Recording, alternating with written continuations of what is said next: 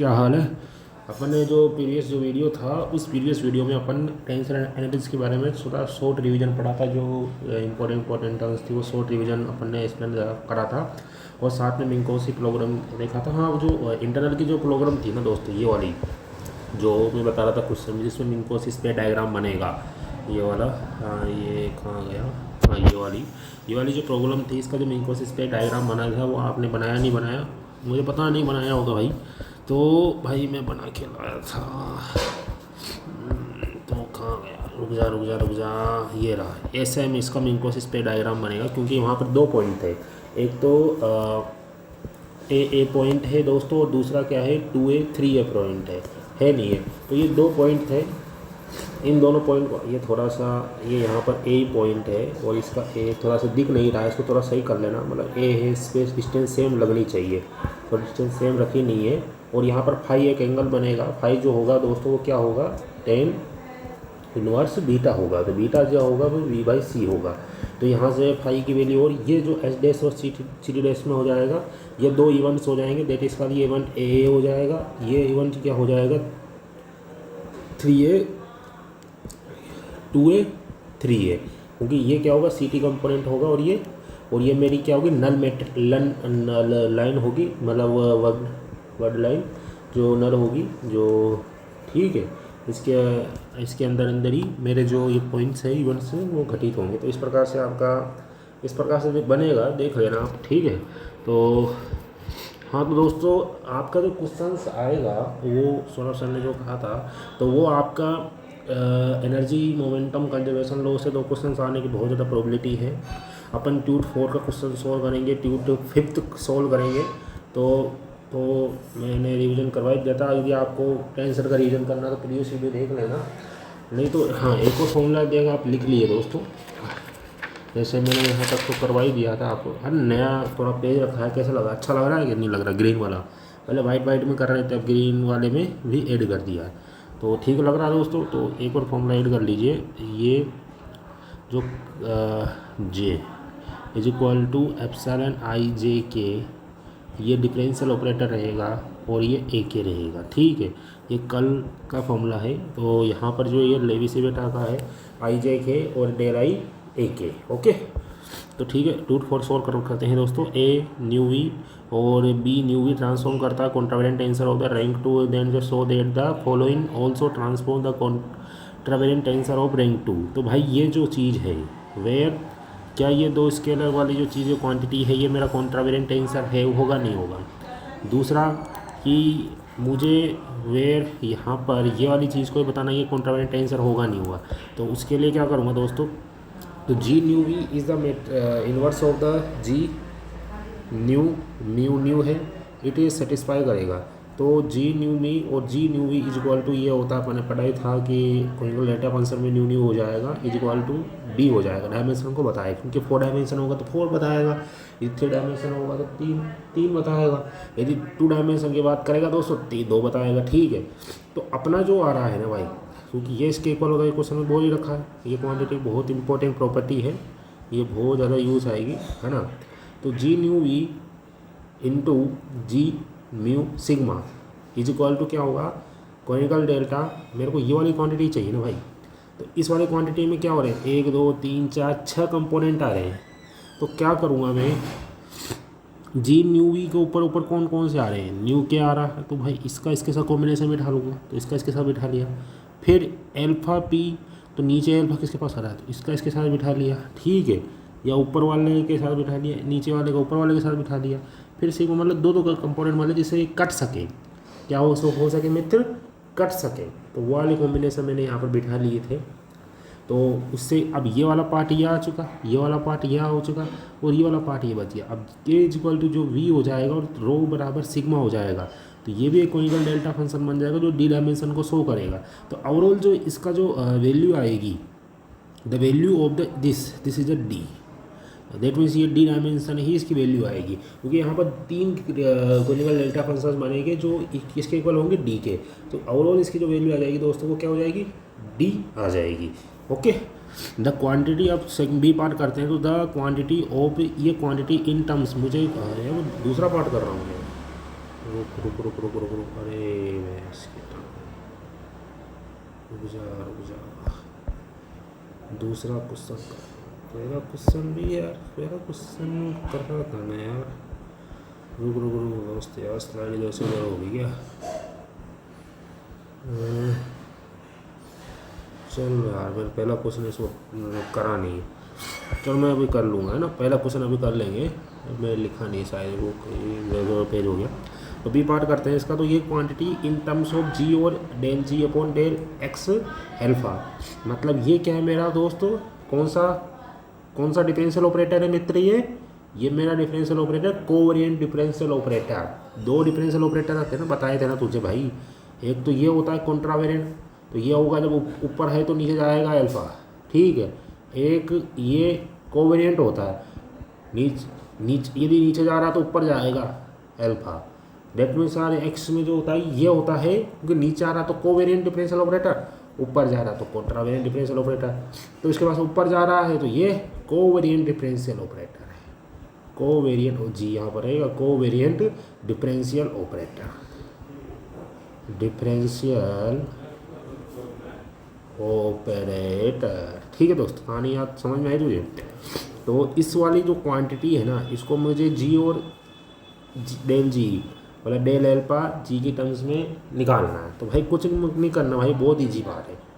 उससे पहले मैंने तुझे बता दिया कि ये कोवेरिएंट डिफरेंशियल ऑपरेटर है, ये कॉन्ट्रावेरिएंट है। ये क्या है, कॉन्ट्रावेरिएंट डिफरेंशियल ऑपरेटर है, ठीक है मित्र। ये चल ठीक है। और ये तो ये भी मैंने भाई बताया है, न्यू से न्यू करिए, म्यू से म्यू करिए, दैट मीन्स का ये करने के बाद जो डीरा डेल्टा में कन्वर्ट हो जाता है, nu we is equal to d, d dimension को बताता है।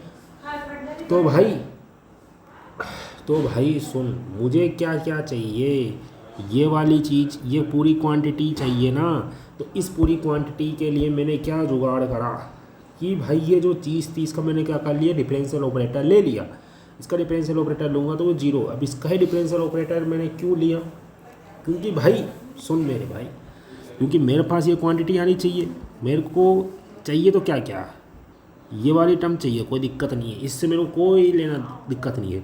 बट ये वाली टर्म नहीं आनी चाहिए, मतलब ये वाली जी न्यू, ये वाली टर्म्स मुझे हटानी है, ठीक है। तो इसको हटाने के लिए मतलब मैंने क्या करा था, ये डी डायमेंशन हो जाएगा। अब मैं इसका जब डेरिवेटिव कर दूंगा तो इसका जो जब ये differential operator covariant differential operator लगा रहा हूँ, क्योंकि मुझे कोवेरिएंट डिफरेंशियल ऑपरेटर ही चाहिए। यहाँ पर क्या चाहिए, कोवेरिएंट डिफरेंशियल ऑपरेटर ही आ रहा है। तो मैंने क्या करा कि यहाँ पर कोवेरिएंट डिफरेंशियल ऑपरेटर अप्लाई करा मित्र।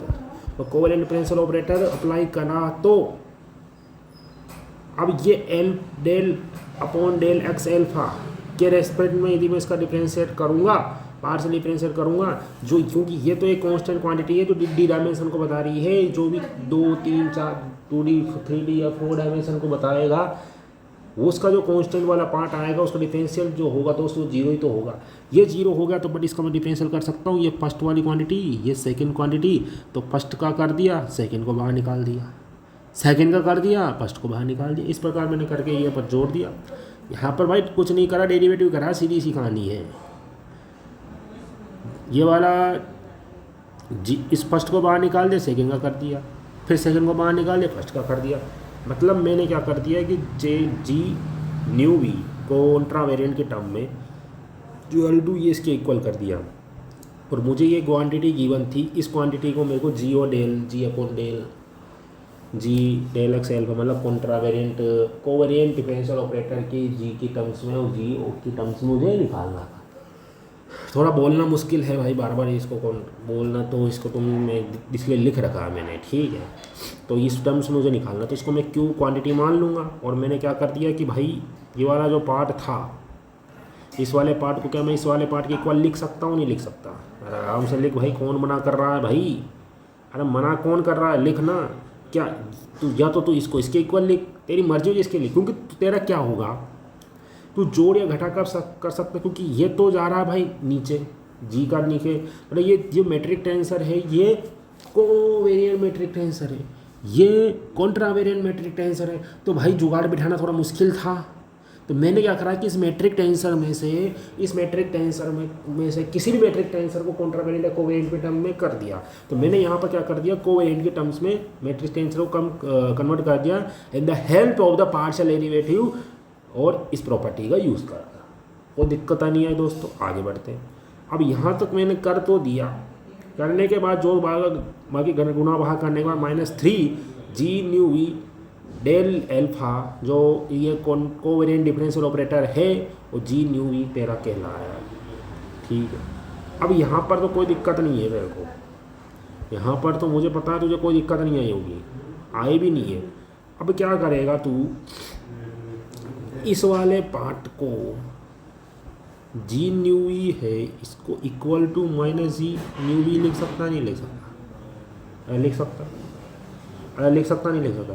तो तेने इसको लिखा तो यहाँ पर माइनस साइन आ गया, तो माइनस माइनस ये प्लस हो गया, और यहाँ पर पार्शियल डेरिवेटिव है तो G nu we is equal to 1/g del ji upon del G nu question में दे रखा है। और ये प्रॉपर्टी भी होती तुझे याद भी रखनी है, तो ये प्रॉपर्टी भी होती तुझे याद भी रखना है मित्र।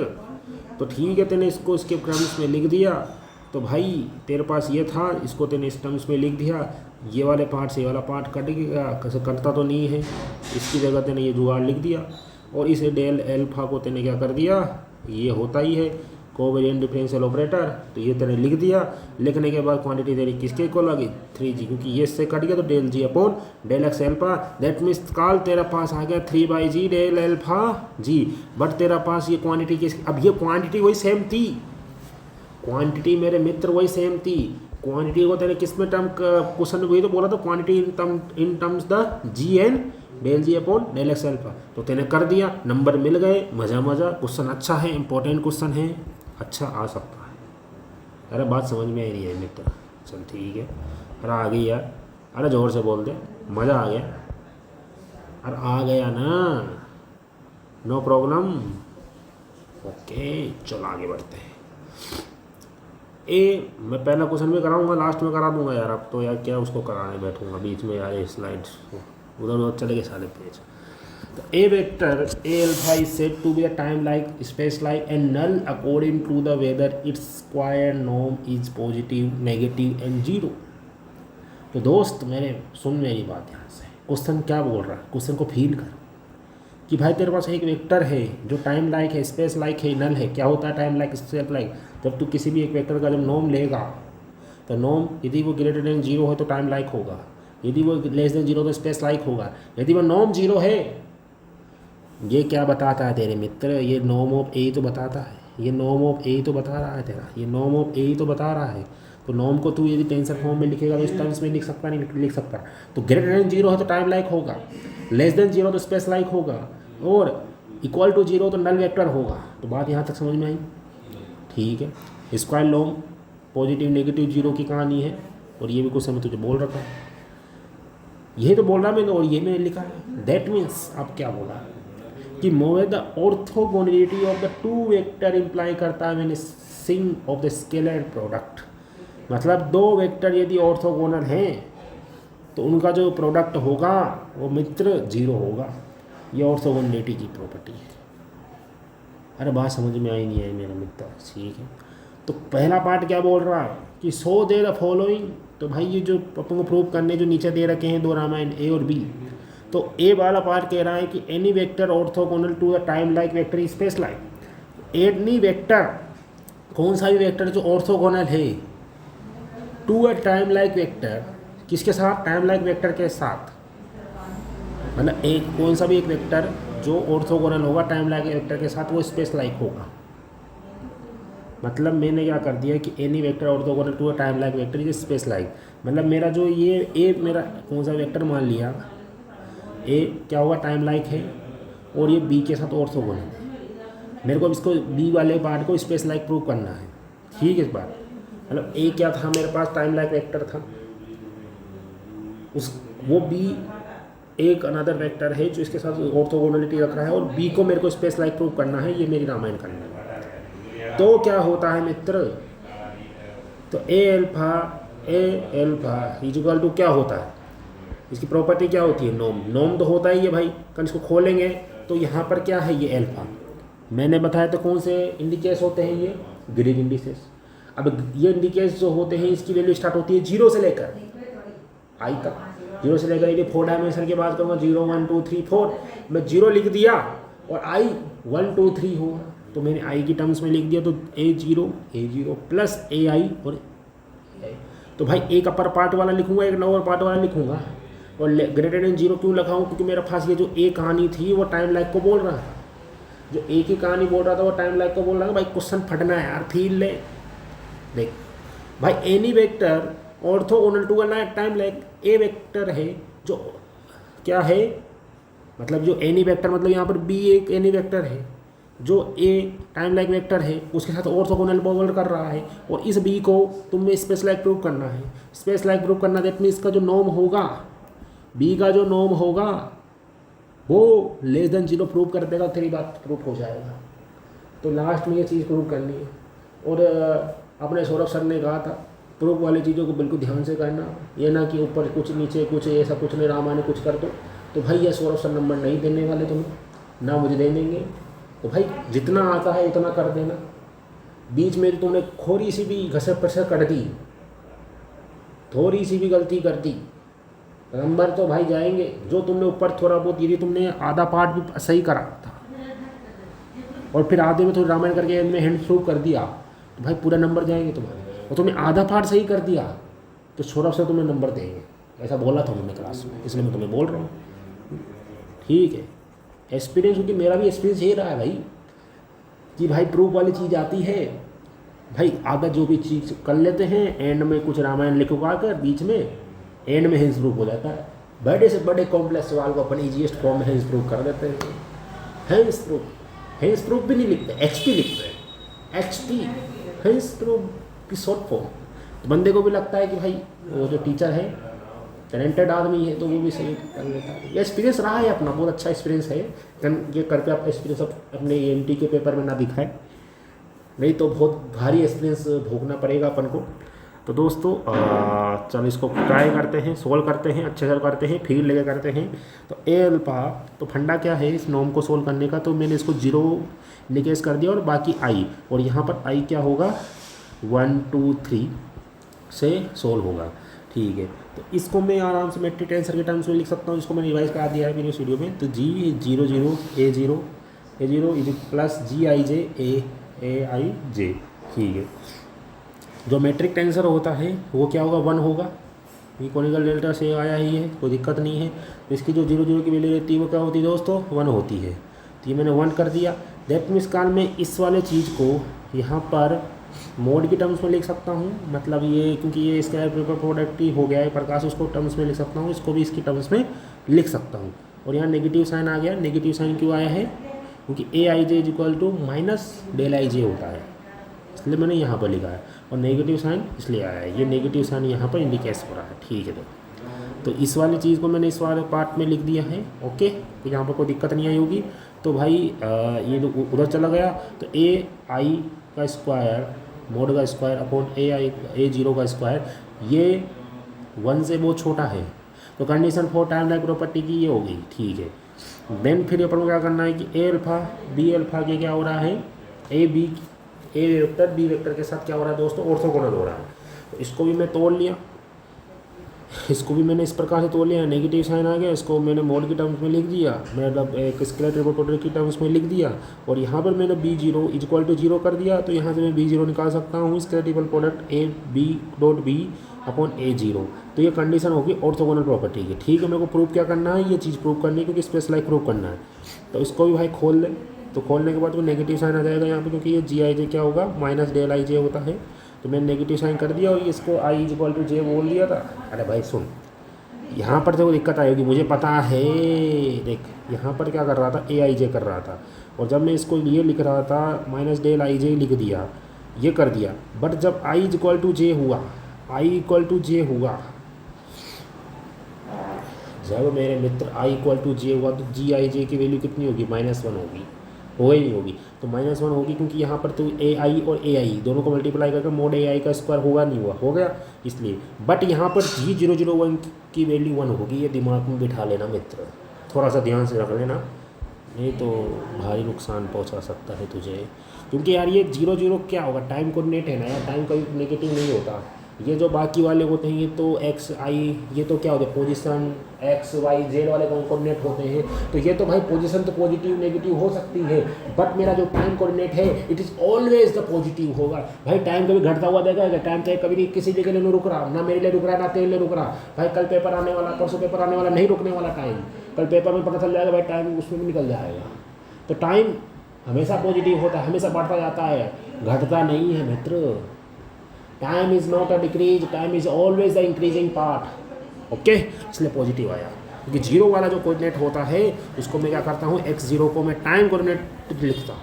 अरे लिखता हूँ नहीं लिखता, अरे बोल दे लिखता हूँ तो मज़ा आ गया, बोल दे। चल ठीक है, आगे बढ़ते हैं। तो भाई ये माइनस आ गया, क्योंकि भाई फिर मैंने आई इक्वल टू जे कर दिया, फिर बाद में आई इक्वल टू जे कर दिया, तो बी आई और बी तो दोनों स्केलेटन हो गए, मोड स्क्वायर बन गया। अब इसको b0 की वैल्यू में यहाँ से जो मैंने तेरा ऑर्थोगोनलिटी प्रोबेबिलिटी रख रहा था, प्रॉपर्टी रख रहा था, उसको उठाकर मैंने यहाँ पर ठोक दी। अरे यहाँ इसका फंडा यहाँ से उठाया और इस फंडे को उठाकर मैंने इस फंडे में रख दिया, b0 में रख दिया। तो रखने के बाद क्या करा भाई, इसको मैं तोड़ दिया कोस, क्योंकि स्केलर ट्रिपल प्रोडक्ट था, स्केलर ट्रिपल प्रोडक्ट क्यों बोल रहा हूँ, स्केलर प्रोडक्ट बोलना चाहिए मुझे, है ना। तो स्केलर प्रोडक्ट था, कोस स्क्वायर थीटा आया भाई, इसको इससे काटा क्योंकि एक से बहुत छोटा है, तो बी को मैंने कॉमन ले लिया, कोस स्क्वायर थीटा। तो ये वाला जो पार्ट होगा ये हमेशा नेगेटिव होगा। क्यों होगा देख भाई, क्योंकि कोस थीटा की वैल्यू, कोस स्क्वायर थीटा की वैल्यू मैं जानता हूँ, कोस थीटा की रेंज क्या होती है, -1 से +1 तक होती है, बता है। बट मैं कोस स्क्वायर थीटा रखूँगा तो नेगेटिव वाले को भी पॉजिटिव कर देगा, नहीं कर देगा। तो इसकी जो रेंज होगी वो 0 से लेकर 1 तक होगी, नहीं होगी मित्र बोल। तो इसकी जो रेंज होगी वो कोस स्क्वायर थीटा की रेंज 0 से लेकर 1 के इक्वल, हाँ इक्वल 1 भी हो सकती है, इक्वल टू 1 भी हो सकती है। तो भाई मैं जब इससे 0 से 1 के बीच में है, 0 से 1 के बीच में है, तो भाई 1 से कम छोटी क्वांटिटी आ रही है और -1 हो रहा है, मैंने माना कि 0.75 आ गया, -1 हो गई तो -0.25 आ गया, तो भाई नेगेटिव क्वांटिटी आ गई। जब नेगेटिव क्वांटिटी को किसी के स्क्वायर प्रोडक्ट से मल्टीप्लाई करेगा, this is always positive quantity. इस नेगेटिव वाली क्वांटिटी को तू भाई किसी एक पॉजिटिव वाली क्वांटिटी से मल्टीप्लाई करेगा, तो it is always the product of this quantities is always a negative. तो यह हमेशा नेगेटिव आएगा। तो दैट मीन्स मैं इसका जो b का जो नॉर्म होगा वो क्या होगा, नेगेटिव होगा, <0 होगा, या इक्वल टू 1 भी हो सकता है। इफ यदि the cos square theta is equal to 1, तो वो कोस स्क्वायर थीटा 1 होगा जब जाकर पॉजिटिव होगा।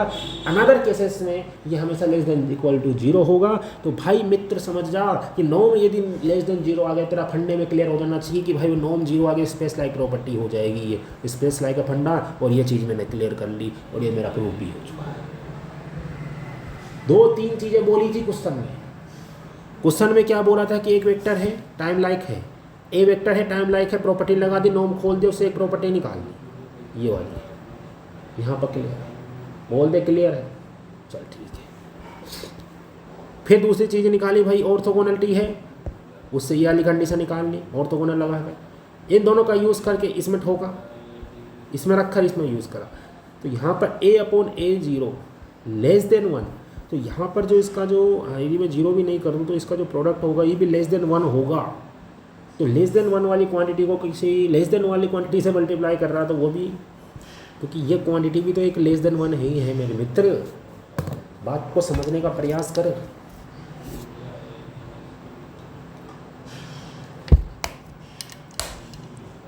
नहीं समझ रहा मेरे मित्र, तू बात को नहीं समझ रहा, चल ठीक है। अरे समझ गया होगा अब तो। Any vector orthogonal to a null vector, तो एनी वेक्टर है ऑर्थोगोनल है एक नल वेक्टर के साथ। नल वेक्टर की क्या कहानी होगी, इसका जो नॉर्म होगा, एनी वेक्टर जो मैं ए ले रहा हूँ उसका जो नॉर्म होगा वो 0 होगा, सीधी सी बात। इज या तो इज इधर स्पेस लाइक या is proportional to the null vector itself. तो ये फंडा है।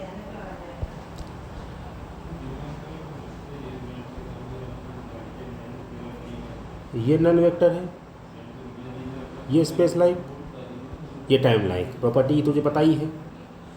अब एनी वेक्टर जो मेरा ए वेक्टर है वो नल वेक्टर है, वो किसी अनदर वेक्टर के से स्पेस लाइक भी हो सकता है और टाइम लाइक भी हो सकता है। सोल्यूशन देख लें इसका। तो a alpha is equal to 0, नोम कर लिया, नोम इज इक्वल टू ए 0 होता है time according like this same to same property that इसका लिए क्या हुआ है स्पेस लाइक की प्रॉपर्टी बता। चल ठीक है, ये भी इस प्रकार से हो जाएगा तेरा मित्र, कोई टेंशन लेने की जरूरत नहीं है, फंडा क्लियर। अब शानदार क्वेश्चन आ गया और ये बताऊँ तो ये इंपॉर्टेंट क्वेश्चन है, आ सकता है भाई, लगता है फीलिंग लगती है, आ सकता है, आ सकता है, आ सकता है मित्र, आ सकता है। अब तू आ भी सकता है, कल आना तो चाहिए। अरे यार ग्रीन कलर अच्छा लग रहा है यार, लग रहा तो लाइक दो, देखते नहीं लग रहा तो डिसलाइक दो, कुछ तो दबा। A period third rank tensor दे रखा है इज एंटी सिमेट्रिक। अब ये म्यू होता है, ये न्यू होता है और ये लेमडा होता है। अब इनको बार बार बोलना मेरे लिए थक जाऊंगा यार बोलते बोलते, तो इसलिए ये एंटी सिमेट्रिक है सबसे पहली बात तो। अब ये एंटी सिमेट्रिक है ना, तो एंटी सिमेट्रिक की कहानी तुझे बता दिए, 3 रैंक टेंसर के लिए पार्शियल भी होता है और एक कम्प्लीटली भी होता है। पार्शियल में कौन से भी दो, मतलब कोई भी 2 इंडिकेशन इंटरचेंज हो सकते हैं, और कंप्लीट मतलब भाई सारे होंगे। तो भाई तुझे पहला जो रिवीजन कराया था टेंसर का, उसमें देखना भाई कंप्लीट और 3 रैंक टेंसर के सिमेट्री की बताई थी कहानी, एंटी सिमेट्री की बताई थी तो सबकी कहानी बताई थी।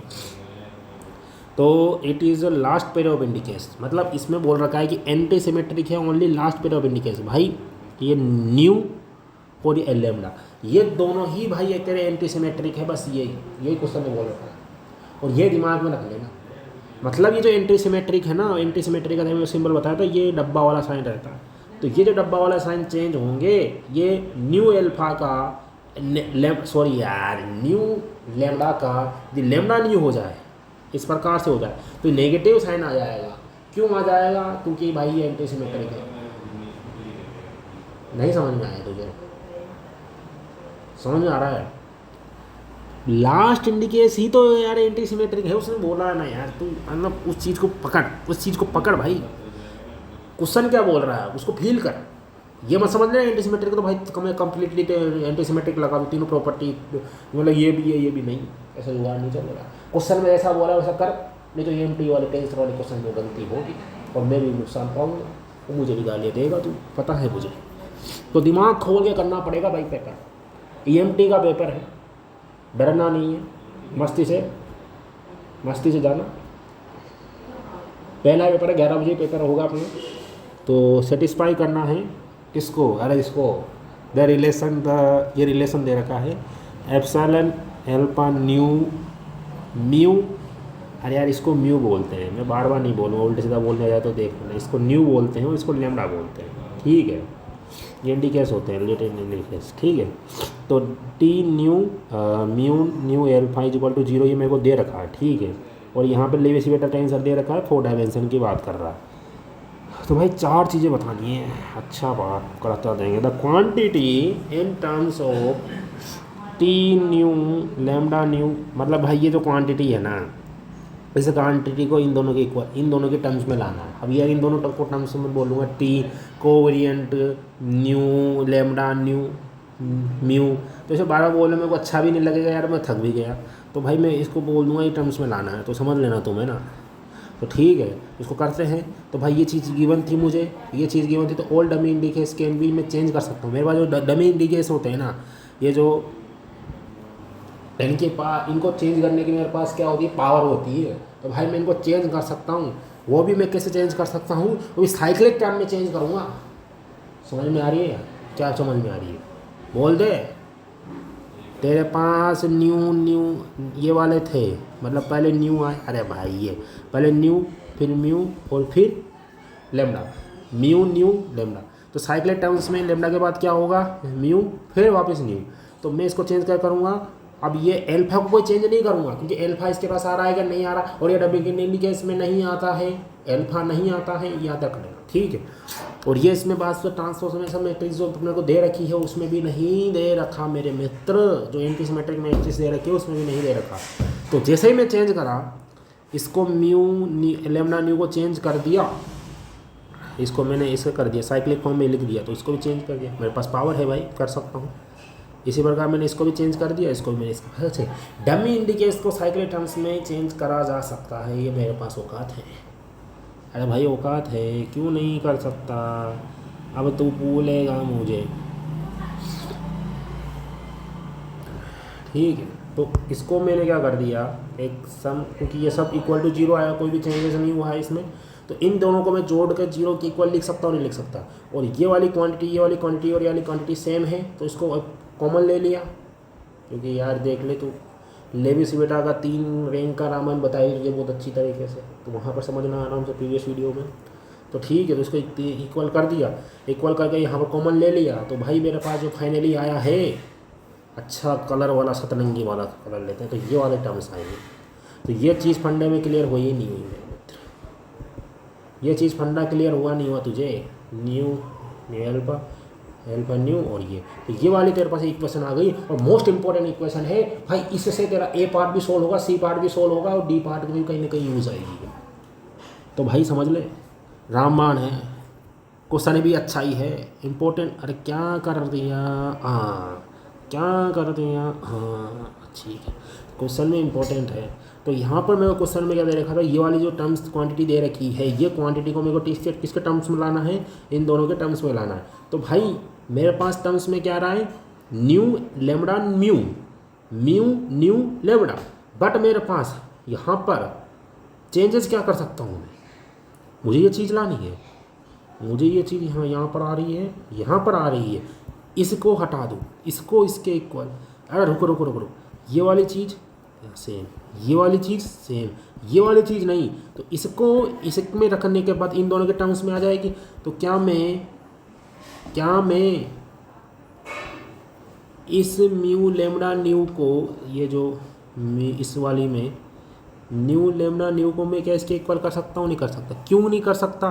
क्योंकि भाई मेरे पास ट्रांसफॉर्मेशन मैट्रिक्स में ये जो दोनों पार्ट हैं वो क्या है, एंटी सिमेट्रिक है, तो इनको इंटरचेंज कर सकता हूँ। तो लेमडा न्यू क्यों करना मेरे को जरूरी पड़ा, क्योंकि मेरे को इस टर्म्स में लाना है ना भाई। तो ये भाई ये अच्छा नहीं लग रहा, मेरे पास न्यू तो आ गया था कन, यार ये लेमडा आना चाहिए था इसके बाद कन, वो नहीं आ रहा, तो मैं चेंज कर सकता हूँ। मेरे पास पावर दे रखी है भाई क्वेश्चन ने कि एंटी सिमेट्रिक बोल तो रखा है भाई, लास्ट पेयर एंटी सिमेट्रिक है, तो कर देना।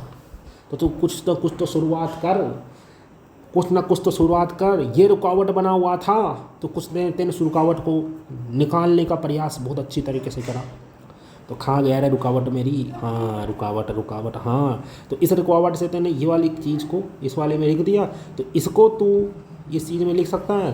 तो यहाँ पर नेगेटिव का क्या हो गया, नेगेटिव, क्योंकि एंटीसिमेट्रिक के नेगेटिव साइन आ जाएगा, पॉजिटिव हो जाएगा, तो +2 आ गए और ये वाली चीज़ आ गई। कोई दिक्कत नहीं है, बोल दे, मज़ा आ गया, फीलिंग आ गई, बोल दे। क्वांटिटी अब ये बन गई है, सेम है, कोई चेंज नहीं हुआ। अब मेरा क्या टारगेट है, ये ठीक है, ये भी आ रहा है इस टर्म्स में, इसको भी, ये रुकावट बना हुआ है, इसको क्या चेंज कर सकता हूँ। ये इक्वेशन मैंने क्या बताई थी, कहाँ गई, अरे कहाँ भाग गई। ये इक्वेशन रामबाण नहीं बोली थी मैंने, रामबाण इक्वेशन है। तो क्या मैं टी न्यू ये लेमडा न्यू इसके इक्वल टू इसमें कर सकता हूँ फ्रॉम द दिस इक्वेशन। तो ये वाली क्वांटिटी इसमें रख दी, minus from equation first and second. देख ले यार, आराम से मज़ा आ जाएगा यार, रख दी ना। तो रखने के बाद ये तेरा आ गया, ये इसके इक्वल कर दिया, अब तो जोड़ वाली 2 गुना भागे, तो तेरा पास फाइनली जो टर्म्स बनी है वो आ गई इन टर्म्स ऑफ द क्वांटिटी। वही है क्वांटिटी मेरे मित्र, वही है, क्वांटिटी को चेंज नहीं करा है। ये 0 नहीं होगा मेरे मित्र, इक्वल टू, ये भाई 0 कर देते हैं आजकल के लौंडे, क्यू ही है क्वांटिटी, वही क्यू है, वही क्वांटिटी है। इसको तेने किसके टर्म्स में लिख दिया, इन दोनों के टर्म्स में लिख दिया, जिस प्रकार तेरे क्वेश्चन ने बोल रखा था। एक बार तू यार पॉज करके देख ले, पॉज करके आराम से, तेरे को फीलिंग लेनी हो तो ले भाई, स्क्रीनशॉट ले ले आराम से, मज़ेदार क्वेश्चन आएगा, क्वेश्चन देखना आ सकता है, चांसेस है। तो ये देख ले भाई, स्क्रीनशॉट ले ले, ये आगे का भी ले ले, समझने में दिक्कत नहीं है। बी पार्ट सर ने होमवर्क दिया था, ट्राई करा है भाई, प्रोबेबिलिटी बता रहा हूँ, सही भी हो सकता है, गलत भी, ज़्यादातर सही हो जाएगा। तो बी पार्ट का होमवर्क दिया था सर ने, तो ये ट्राई करा है, देखना। तो गलती हो तो बता देना मित्रों, और गालियाँ मत देना फिर, ठीक है। वैसे तो पूछ लिया हमने टॉप रो से। तो t mu nu lambda is equal to t mu nu lambda. इसको मैंने नॉर्म के इक्वल बी पार्ट पढ़ तो ले भाई, उसके पहले तो सोल्यूशन करा रहा है। समझ रहा हूँ तेरी फीलिंग भाई। बी पार्ट का direct the square norm of the, ये जो T mu nu lambda in terms of the quantity, in terms of the quantity किसके क्वांटिटी किसके टर्म्स में आ रही है मेरे मित्र, T mu nu lambda into T mu lambda nu, इस क्वांटिटी के टर्म्स में आ रही है। तो ये इम्पोर्टेंट चीज़ है मेरे में, ये इम्पोर्टेंट चीज़ है। तो इस वाली को स्क्वायर नॉर्म लेना है, उसका नॉर्म्स आएगा वो इसके क्वांटिटी के टर्म्स में आएगा। तो लेते हैं भाई नॉर्म। तो नॉर्म मैंने ले लिया, नॉर्म क्या होगा, इसके मेरे को ये प्रूव करना है, इसके टर्म्स में आएगा। तो यहाँ पर कुछ क्वांटिटी आएगी तो वो निकालनी है। तो T square is equal to, मैंने टी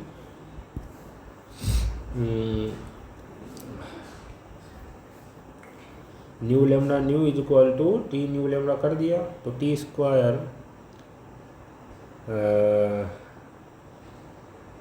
क्योंकि ये मैंने क्या करा है भाई, यहाँ से उठाया है, ये तो मुझे प्रूव करना है ना, ये तो प्रूव करना है। प्रूफ यह करना है, मैं आ रहा था वापस सेकेंड इक्वेशन से, क्योंकि ये चीज़ तो मैं जानता हूँ नॉर्म, इसका नॉर्म क्या होगा, यही होगा। तो इसका नॉर्म मैंने लिख दिया है, norm of the T mu nu lambda का नॉर्म क्या होगा, ये हो जाएगा। जो मैंने यहाँ पर नॉर्म नहीं लिखा है, मैं समझ रहा हूँ तेरी फीलिंग भाई, नॉर्म लिख देना। मैंने टी स्क्वायर लिख दिया, कोई बात नहीं, वो भी सही है एक प्रकार से। अब मैं क्या करूँगा, मेरे को बोल रखा है कि ये एंटी सिमेट्रिक आंसर है, लास्ट इंडिकेशन के क्या है दोस्तों, एंटी सिमेट्रिक है, क्वेश्चन में बोल रखा है उसने। तो बोल रखा है तो मैं क्या चेंज कर दिया कि लेमडा न्यू को ये मैंने क्या कर दिया, इसमें चेंज करा, इसमें इसको मैंने सेम टू सेम रखा है, ठीक है। इसमें देख, ये न्यू लेमडा को पीछे भेज दिया, इसको आगे भेज दिया, तो इसमें एंटी सिमेट्रिक कॉन्सेप्ट लगा दिया, नेगेटिव साइन वहाँ से आ गया, ठीक है, चल ठीक है, कोई दिक्कत नहीं है। अब इसमें कर दिया, इसमें करने के बाद तेरे पास ये वाली जो चीज़ आई है, इसको तो वो जो मैंने बोला फंडा, अच्छा फंडा था, इस इक्वेशन से आराम से लिख सकता है, नेगेटिव साइन आ जाएगा, कोई दिक्कत नहीं है, आराम से फ्रॉम इक्वेशन फर्स्ट लिख देना यहाँ पर, ठीक है, आ जाएगा ना, ठीक है। लिखने के बाद नेगेटिव वाले को अंदर भेजे, नेगेटिव को कॉमन ले ले, पॉजिटिव हो जाएगा, ठीक है। चलिए यहाँ पर भी फंडा क्लियर है। अब क्या करा कि यहाँ पर इस वाले में एंटी सिमेट्रिक कॉन्सेप्ट लगा दिया और ये नेगेटिव साइन आ गया, ठीक है। यहाँ पर मैंने एंटी सिमेट्रिक कॉन्सेप्ट लगा दिया, यहाँ पर भी नेगेटिव साइन आ गया, ठीक है। चल नहीं यार, ये पॉजिटिव ही रहेगा ना, यहाँ तो कुछ लगाया नहीं, चल ठीक है, ओनली यहाँ लगाया मित्र, ठीक है। तो यहाँ लगाया है, तो इसको मैं जब इसके साथ मल्टीप्लाई करा तो negative positive negative positive positive. अब क्या हुआ कि भाई सुन ध्यान से, ये इसके इक्वल होगा, दैट मीन्स काल मैंने यहाँ पर एक फंडा, देख क्या फंडा लगाया है, देख ध्यान से देखना। इक्वेशन फर्स्ट इसको नाम देना पड़ेगा तुझे, new mu lambda mu nu lambda, क्योंकि ये म्यू के बाद न्यू आ रहा है, फिर लेमडा आ रहा है, बट न्यू ये यहाँ पर एंटी सिमेट्रिक टर्म्स में नहीं आ रहा है ये, ठीक है। तो रुक जा, मैं समझता हूँ ये वाली बात है, तो रुक जा, न्यू म्यू लेमडा, ठीक है। लेमडा को इसने चेंज नहीं करा है, ओनली शुरुआत वालों को बदला है, नहीं बदला भी तो है ना। तो भाई लेमडा कैसे आ गया फिर वहाँ पर, लेमडा को इधर चल गया, नेगेटिव साइन आ गया, फिर न्यू इधर चल गया। ठीक, पहले क्या करा कि ये दोनों एंटी सिमेट्रिक है, तो एंटी सिमेट्रिक होने के कारण ये आ गया न्यू लेमडा न्यू कर दिया। अब ये दोनों को क्या कर दिया, इंटरचेंज करके उनकी शुरुआत क्या हो गया, सिमेट्रिक की टर्म्स में लिख दूंगा, तो कुछ में कुछ भी नहीं बोला है। तो ये तो यहाँ पर नेगेटिव साइन इस प्रकार से ये आ चुका है। तो मैंने यहाँ पर ये जो इक्वेशंस में ये जो यूज़ होगा ये वाली चीज़, इसको मैंने चेंज कर दिया है, और ये वाला लगाने के बाद नेगेटिव साइन आ जाएगा, negative T lambda new mu, इसके इक्वल टू ये वाला साइन आ जाएगा नहीं आ जाएगा, और ये वाला सेम टू सेम इसके इक्वल हो जाएगा। तो ये दो, ये वाली चीज़ अब मैं जिसमें रखूँगा, तो ये वाला पार्ट, फर्स्ट वाला पार्ट और सेकंड वाला पार्ट, क्योंकि ये वाला पार्ट उस दोनों को सेम आ रहा था, देखिए ये वाला पार्ट दोनों में सेम आ रहा था, बट इन दोनों में ही चेंज हो रहा था दूसरे तीसरे में। तो दूसरे वाला पार्ट इसको मैं रखूँगा तो ये दोनों सेम हो जाएंगे, तो ये क्या होंगे, -2 आ जाएगा। तो भाई ये प्रोपोर्शनल तो इसके करना ही था, साथ में यहाँ कॉन्स्टेंट प्रूव करना था, कॉन्स्टेंट लाना था, जो सर ने होमवर्क दिया था वो क्या आएगा, -2 आएगा। तो इसको तो आराम से देख सकता है फीलिंग लेके। अब तेरे में दिमाग में भी कई बार क्वेश्चन आएगा मित्र, मेरे वहाँ दिमाग में कैसा फंडा लगाऊंगा कि भाई ऐसा दूंगा, मेरा भगवान तो हो नहीं कि मैं कैसे लाऊँ। तो मित्र पूछेगा कि मेरे पास वहाँ पर दिमाग में कैसे लगाऊँ कि यार कौन सा फंडा लगाऊँ, मैं तो भगवान हूँ नहीं कि वहाँ पर यार ये मेरे पास भेजे में क्वेश्चन आ जाएगा भाई ऐसे स्टेप करूँ, तो ऐसे स्टेप वहाँ पर कैसे मेरे वहाँ दिमाग में घुसेगी कि स्टेप का यूज़ करूँ। तो सुन मेरे बात भाई, देख अपन को ये लाना था, ये इसको इसके प्रोपोर्शनल प्रूव करना था, मेरे पास ये चीज़ थी, ठीक है। अब मेरे को क्या टारगेट है कि भाई न्यू लेमड़ा करना है, ऊपर वाले पार्ट में कोई भी मेरे पास बस चेंज करना है ओनली ये वाला, क्योंकि मेरे पास ऊपर वाले में न्यू लेमड़ा न्यू तो था ही नहीं, बस ये वाला पार्ट तो है ही। तो ऊपर वाले में ओनली इन दोनों को इंटरचेंज कर दिया, बस ओनली इन दोनों को इंटरचेंज कर दिया शुरुआत में, तो ये वाला पार्ट हो गया। अब मेरे को जुगाड़ करना था बस इसका जुगाड़ करने के लिए मैंने बहुत आफत करी।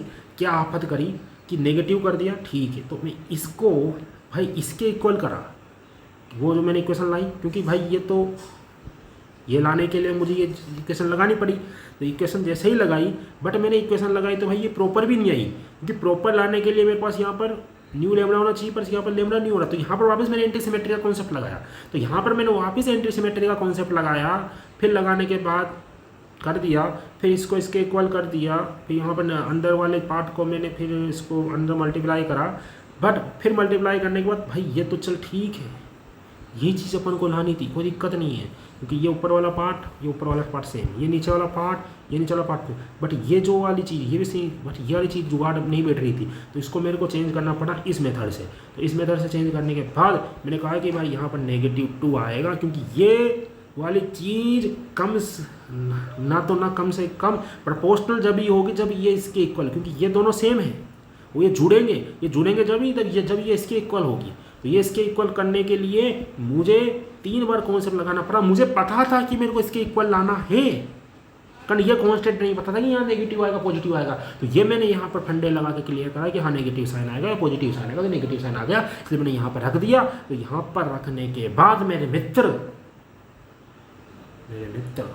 ध्यान से सुन, यहाँ पर पहले पॉजिटिव है, सुन मेरी बात पहले तो सुन, यहाँ पर पहली बात तो पॉजिटिव है, ठीक है, रुक ठीक है। तो यहाँ पर तेने रख दिया, तो वहाँ पर तेरे पास नेगेटिव साइन आ चुका है, और आ गया नहीं आ गया, तो ये तेरे पास फंडा क्लियर है कि तो भाई यही तो चीज़ तेरे को प्रूव करनी थी, तो यहाँ पर तेने रख दी। चल ठीक है, यहाँ तक तेरा फंडा क्लियर है या नहीं, बता।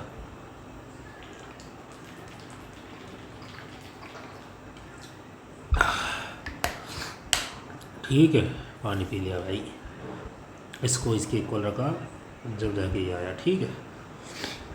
चल ठीक है यार, मज़ा आ गया, चल आगे बढ़ते हैं ना, थक गया। 5वां क्वेश्चन करने जा रहे हैं भाई अपन, इतने यार। चल 5वें से पहले दोस्त सी वाला पार्ट कौन कराएगा, मैं ही कराऊँगा।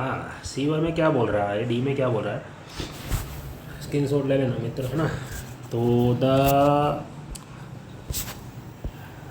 नंबर ऑफ इंडिपेंडेंट कंपोनेंट निकालने 3 न्यू एल्फा इन 4 डायमेंशन। सुन मेरी बात भाई, सबसे पहली बात तो ये एंटीसिमेट्रिक टेंसर है, और जब भी एंटीसिमेट्रिक टेंसर रहता है उसमें जो नंबर ऑफ इंडिपेंडेंट कंपोनेंट निकालने की बात बोल रहा है, नंबर ऑफ इंडिपेंडेंट कंपोनेंट निकालने की बात बोल रहा है, तो उसके लिए मैंने फॉर्मूला लिखाया था NCP। पिछले वाले वीडियो में जब रिवीजन कराया था टेंसर का मैंने 10 इसके पिछले वीडियो में, तो NCP बताया था। N क्या होगा, number of DCP, D the number of dimension, तो 4C रैंक कितनी है इसकी बता दे, 3, तो 3 रैंक। बट यहाँ पर मैं यदि ये फॉर्मूला कब लगा सकता हूँ, डायरेक्टली जब ये पूरे के पूरा तीनों के रैंक क्या हो, एंटीसिमेट्रिक। बट यहाँ पर तो ओनली लास्ट के 2 ही तो एंटीसिमेट्रिक है, तो इसको मैं क्या करूँगा, इसको मैं कन्वर्ट करूँगा इस प्रकार से, A न्यू और B न्यू एल्फा। तो ये B तो मेरे को पूरा पता है कि ये B तो मेरा पूरा पता है कि एंटीसिमेट्रिक है, तो इसमें लगा सकता हूँ मैं आराम से DCP, और यहाँ पर मेरे पास क्या हो जाएगी, D हो जाएगी। कोई दिक्कत नहीं है, बोल दे आराम से।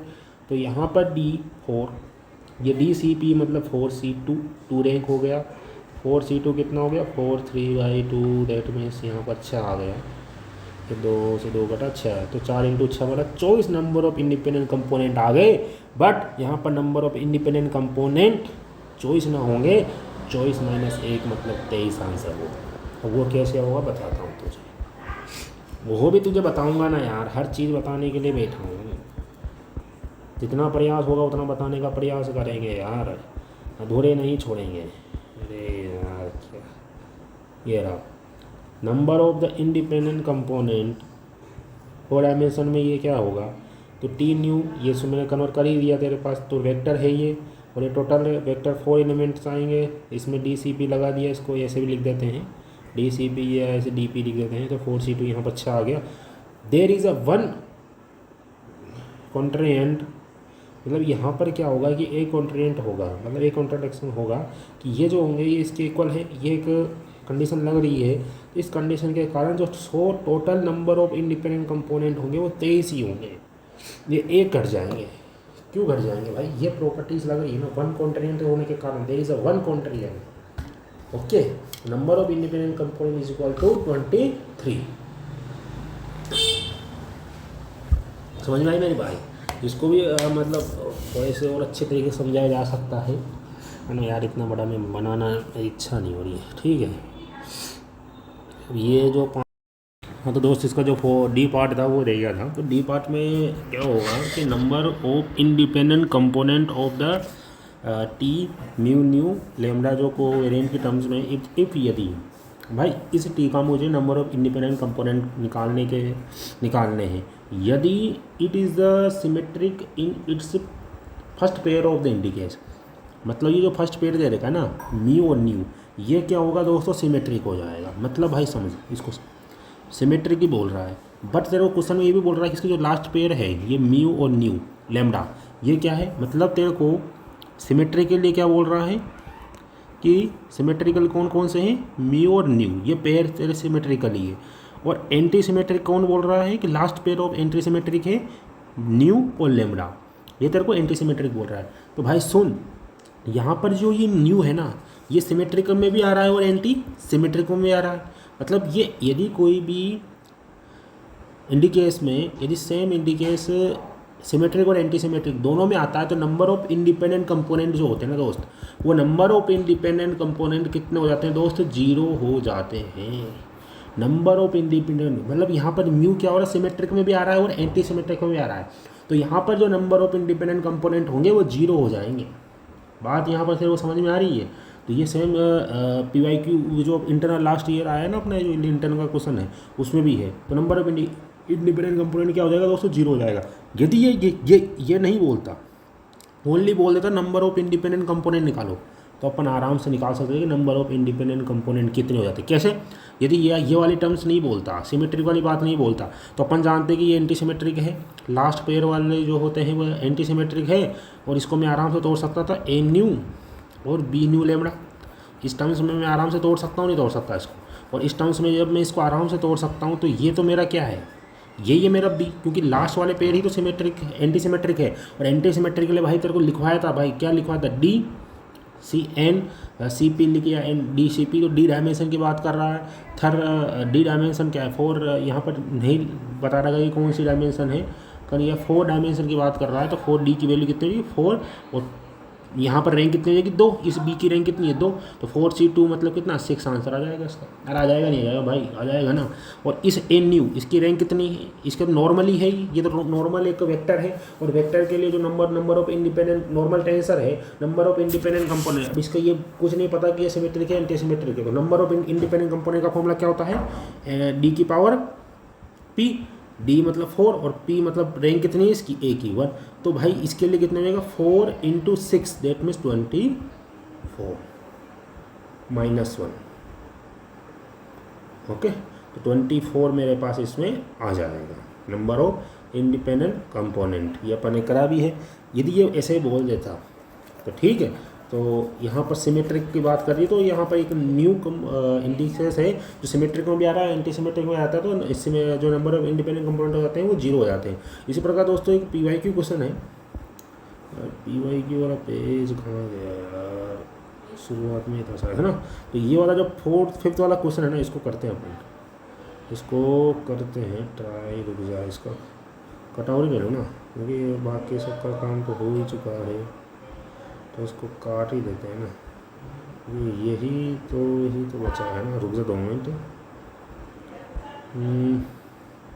तो ये यहाँ से कट गया, तो कट का भाई नंबर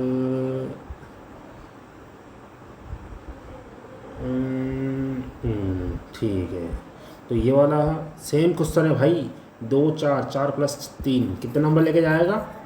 अरे कितने नंबर लेके जाएगा बता,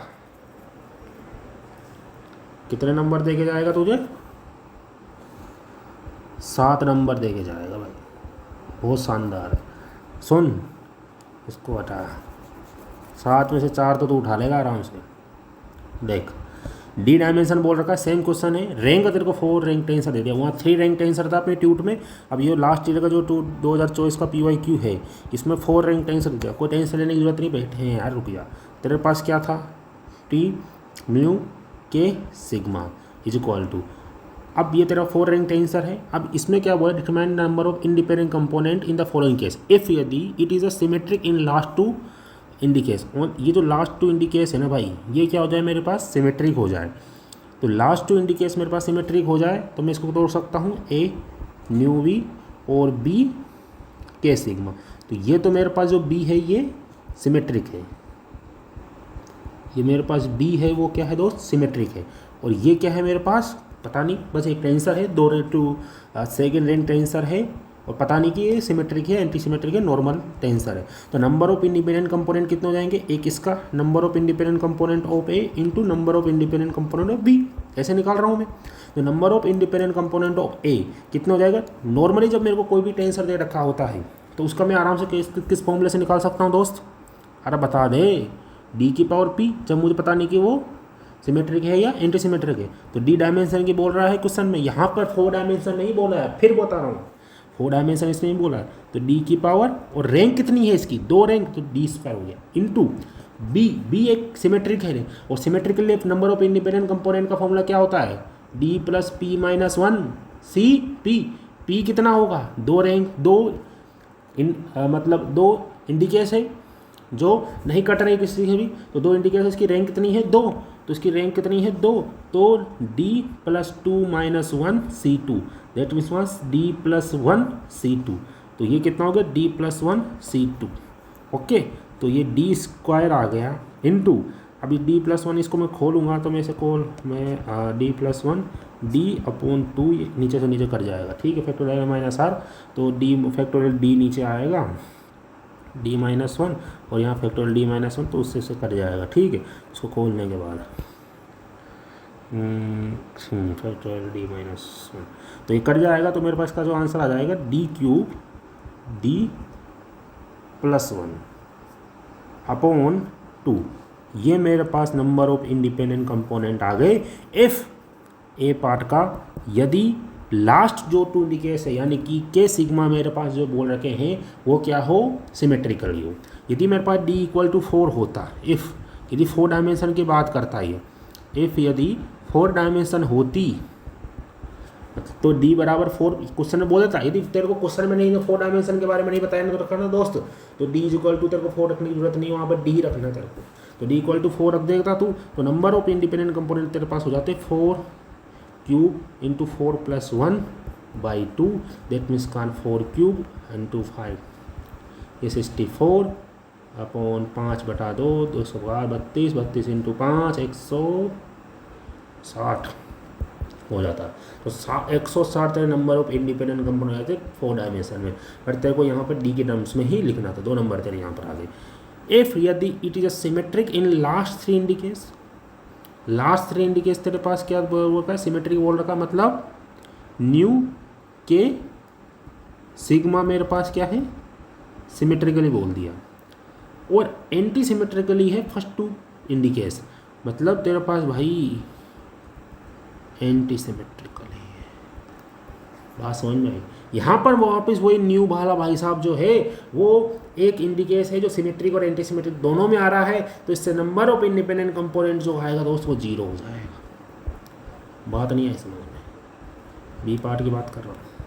बी पार्ट में आंसर जीरो हो जाएगा नहीं हो जाएगा, एन की वैल्यू जीरो होगी नहीं होगी भाई। यहाँ पर जो एक न्यू आ रहा है, जो सेम इंडिकेस आ रहा है सिमेट्रिक और एंटी सिमेट्रिक में बात कर रहा है, तो number of independent component zero हो जाएगा। ट्यूट का क्वेश्चन है, कराया अपन ने। अरे करा नहीं करा भाई बता, सही है ना। आगे दो नंबर सी पार्ट। ये सी पार्ट थोड़ा लॉजिकल क्वेश्चन है यार, मैं भी कंफ्यूजिंग हूँ, सी पार्ट वाले में थोड़ा कंफ्यूजिंग हूँ। अब मेरे को यदि इस क्वेश्चन ने क्या बोल रखा है, anti symmetric in the first two indices, anti symmetric in the last two indices. मतलब भाई बी पार्ट में तो जीरो हो ही गया। सी पार्ट क्या बोल रहा है कि भाई जो तेरा ये बोल रखा है ना के सिग्मा है, क्या है के सिग्मा, एंटी सिमेट्रिक और एंटी सिमेट्रिक है, तो इन दोनों में क्या बोल रहे हैं, इसको तेने तोड़ दिया और ये भी तोड़ दिए, कोई दिक्कत नहीं है। दोनों ही एंटी सिमेट्रिक और एंटी सिमेट्रिक है, ये भी मेरा एंटी सिमेट्रिक है और ये भी मेरा एंटी सिमेट्रिक है, कोई दिक्कत नहीं है आराम से। तो दोनों एंटी लगता है DCP, एंटी सिमेट्रिक जो टेंसर होता है उसके लिए नंबर ऑफ इंडिपेंडेंट कंपोनेंट का फॉर्मूला क्या था, DCP। तो D रैंक कितनी है 2, ये भी D 2, तो DCP आराम से लगा सकता हूँ DD-1/2 इंटू DD-1/2। तो मेरे पास आंसर आ जाएगा D² D-1 का होल स्क्वायर बाई 4। यहाँ तक आ गया। बट इसने एक और ये चीज़ ऐड कर दी भाई, यदि ये यहाँ तक बोलता तो इस पर मेरे पास नंबर ऑफ इंडिपेंडेंट कंपोनेंट हो जाते हैं। यहाँ तक बोलता तो तेरा यहाँ पर नंबर ऑफ इंडिपेंडेंट कंपोनेंट कितने जाते हैं, number of independent component DD² तेरा आ जाता। बट इसने एक और यहाँ पर जुगाड़ थोड़ा 3 नंबर का पार्ट होगा ना, तो symmetrically under the exchange of the pair of indices in the last pair of indices.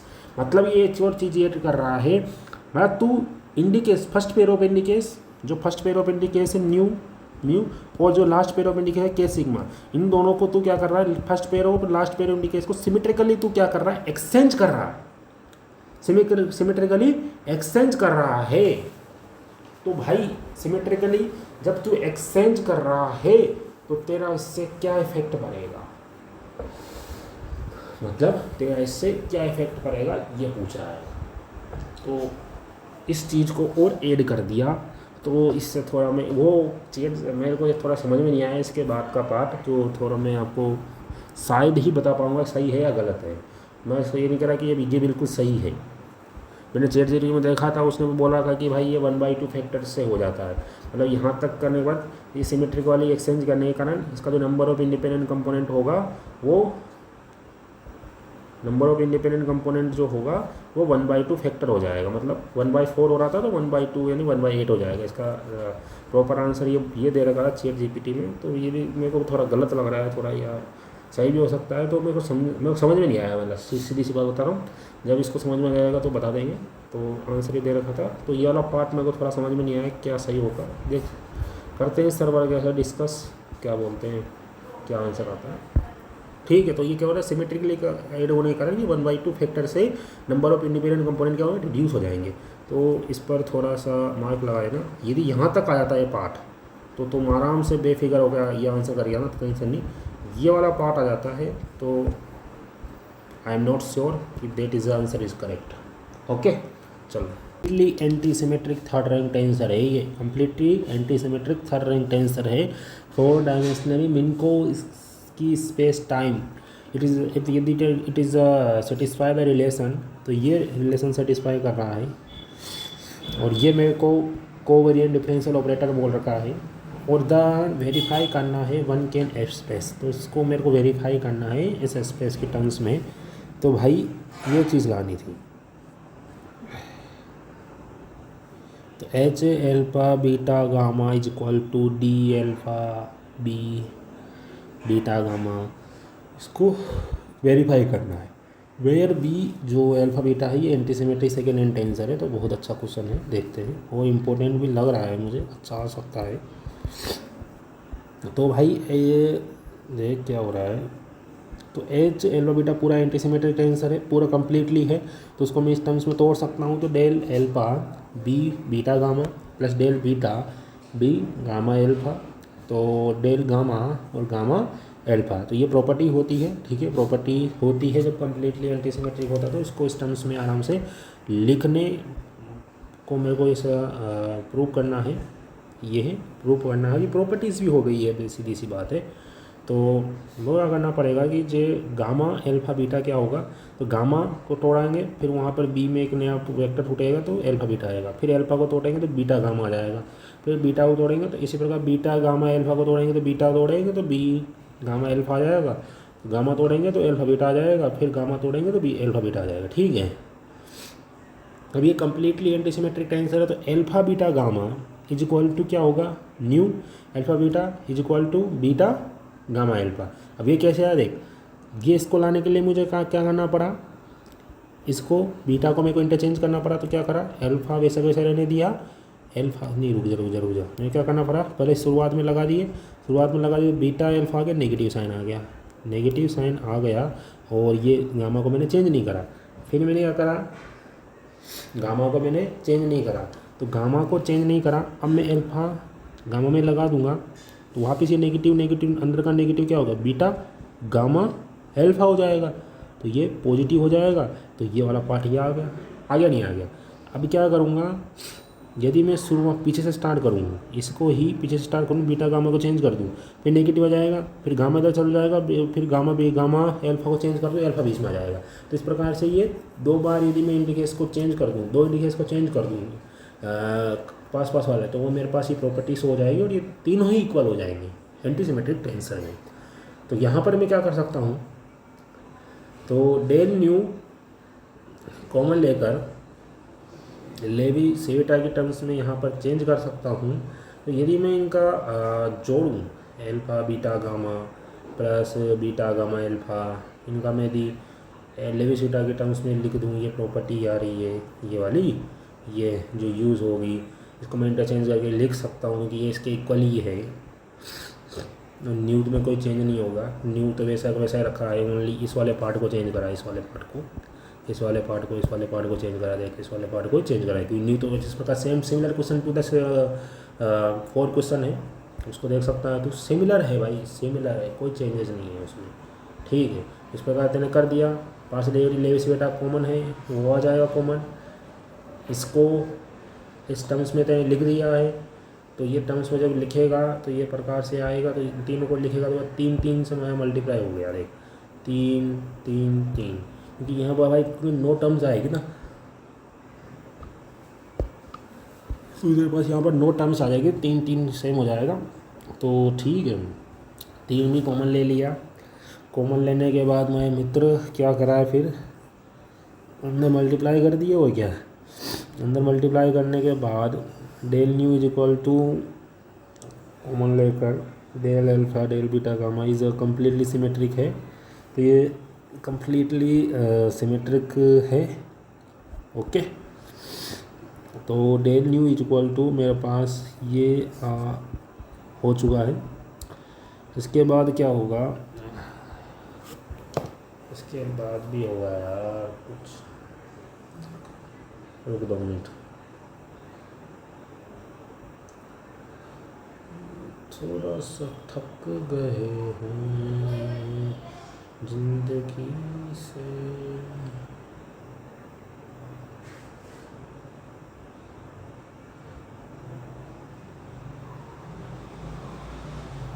देख हाँ, इसके बाद क्या होगा, डेल न्यू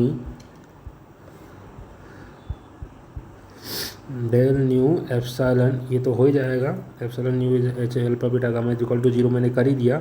इसके बाद मैंने एल्फा बीटा गामा, और ये वाले जो पार्ट है, इस वाले पार्ट को मैं वहाँ पर रख सकता हूँ जो मेरे पास दे रखा है, beta gamma plus del beta del b gamma alpha plus del gamma b alpha beta, ठीक है, is equal to epsilon nu alpha beta gamma, यहाँ पर कोष्टक में कॉमन ले लिया, del nu del alpha p beta gamma plus del nu del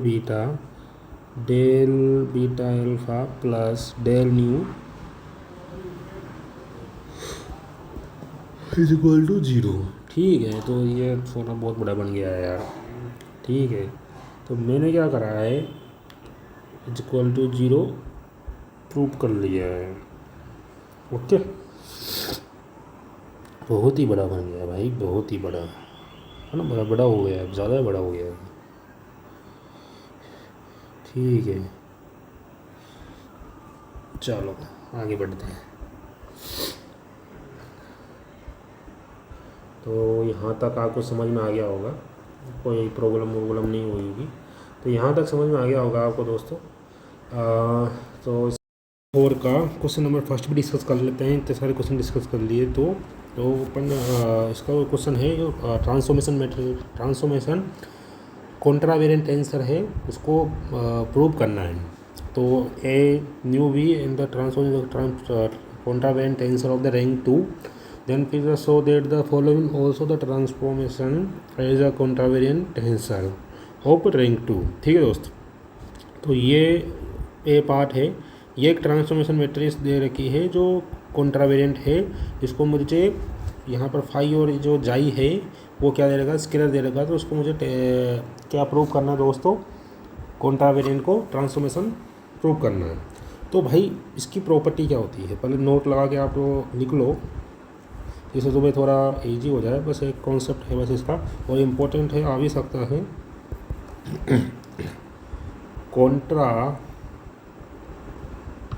variant tensor जो होता है वो, उसमें क्या होता है, कॉन्ट्रावेरिएंट टेंसर क्या होता है दोस्तों मेरा, ए डेस न्यू वी, मतलब मैं इसको समझूँ तो कॉन्ट्रावेरिएंट टेंसर कब कहलाएगा, वो जब ट्रांसफॉर्मेशन वेक्टर हो रहा है दोस्त, transformation vector coordinate x new से एक्स डेस न्यू, एक मतलब एस फ्रेम से एक another frame S dash new में जा रहा है। दैट मीन्स का वो कॉन्ट्रावेरिएंट टेंसर मुझे जैसे कोई ए दे रखा है, तो ये कॉन्ट्रा मेरे को प्रूव करना है कि ये transformation as a contract tensor है रैंक 2 का। तो ये मुझे प्रूव करना है। वैसे ए न्यू वी दे दिया, तो इसको प्रूव करने के लिए मुझे क्या करना पड़ेगा, इसको प्रूव करने के लिए ये कंडीशन फॉलो करनी पड़ेगी, ए डेस न्यू वी की प्रॉपर्टी फॉलो करनी पड़ेगी ट्रांसफॉर्मेशन वेक्टर और कॉन्ट्रावेरिएंट टेंसर की। एक्स अब न्यू भी आ रहा है तो एस डेस न्यू ऊपर लिख दिए, ए डेस न्यू पास डेरिवेटिव में तो उसमें बताया है। तो अब यहाँ पर एक अनादर मुझे मान लेता हूँ एल्फा और डेल एस बीटा, और यहाँ पर इसको काटने के लिए ए बीटा, मतलब मेरा तो एक्चुअल में तो ये था, इसको मेरे को इस अनदर फॉर्म में लिखना पड़ा। तो ये प्रॉपर्टी मुझे शो करानी पड़ेगी, मतलब इसको प्रूव करना पड़ेगा, ये इम्पोर्टेंट है। That is called MTR। इस प्रॉपर्टी को तुम याद रख लो, बहुत शानदार प्रॉपर्टी है। यदि बी की टर्म्स में लिखो तो बी डेस लिख दो, और यहाँ पर डेल एस। यदि ऊपर आ रहा है तो ऊपर ही रहेगा, और अनदर देखो अल्फा बीटा एक अलग इंडिकेस तरह मान लिए, जो लैटिन ग्रीक इंडिकेस जो भी है, जो उसको मैंने ज्यूम कर लिया। तो तेरा जो ए पार्ट है उसमें क्या बोल रखा है कि भाई ये जो ट्रांसफॉर्मेशन है ये कॉन्ट्रावेरिएंट टेंसर है रैंक 2 का, इसको तेरे को प्रूव करना है। तो ये ए पार्ट है, देखो मैंने ट्रांसफॉर्मेशन ऑफ द रैंक 2 है, तो फाइव स्केलर है, तो doing the transformation phi is equal to 5 मान लिया, और जेड इज इक्वल टू 5, क्योंकि स्केलर है तो ये प्रॉपर्टी शो करनी पड़ेगी, और बीटा डेस की property show under the transformation में क्या होगा, ये प्रॉपर्टी तुम्हें याद करनी पड़ेगी। एक याद कर लो यार, बी और ए, क्योंकि यहाँ पर जब ये इसको मैं टी के इक्वल लिख रहा हूँ, तो यहाँ पर मैं टी डेस न्यू भी लिख रहा हूँ, ये देख टी डेस न्यू भी लिख रहा हूँ, तो वहाँ पर ए डेस न्यू भी आएगा, प्लस जाई बी डेस न्यू भी आएगा। तो ये प्रकार से हो रहा है, आ रहा नहीं आ रहा, क्योंकि मैं एक एस न्यू से एस डेस न्यू की टर्म्स में जा रहा हूँ ना भाई, उससे मैं जा रहा हूँ, तो यहाँ पर ये टर्म्स में आ रहा है। तो बट मेरे को कॉन्ट्रावेरिएंट के लिए ये प्रॉपर्टी बतानी पड़ेगी ना, तो ये प्रॉपर्टी को मैं किस प्रकार से कहूँगा, टी डेस फाई, इस ए के लिए क्या करूँगा, del S dash nu upon del S alpha, del S dash nu upon del S beta, A alpha beta. तो ये यहाँ पर रख दिया। इसके लिए क्या करा, ये बी की टर्म्स में लिख दिया। डेल एस डेस जाई स्केलर क्वांटिटी है जो बाहर निकाल दिया क्योंकि उसके उसमें कोई इफेक्ट नहीं पड़ेगा। तो del S dash nu upon del x alpha, del S dash nu upon del X beta B alpha B, ठीक है, factor out of the common terms.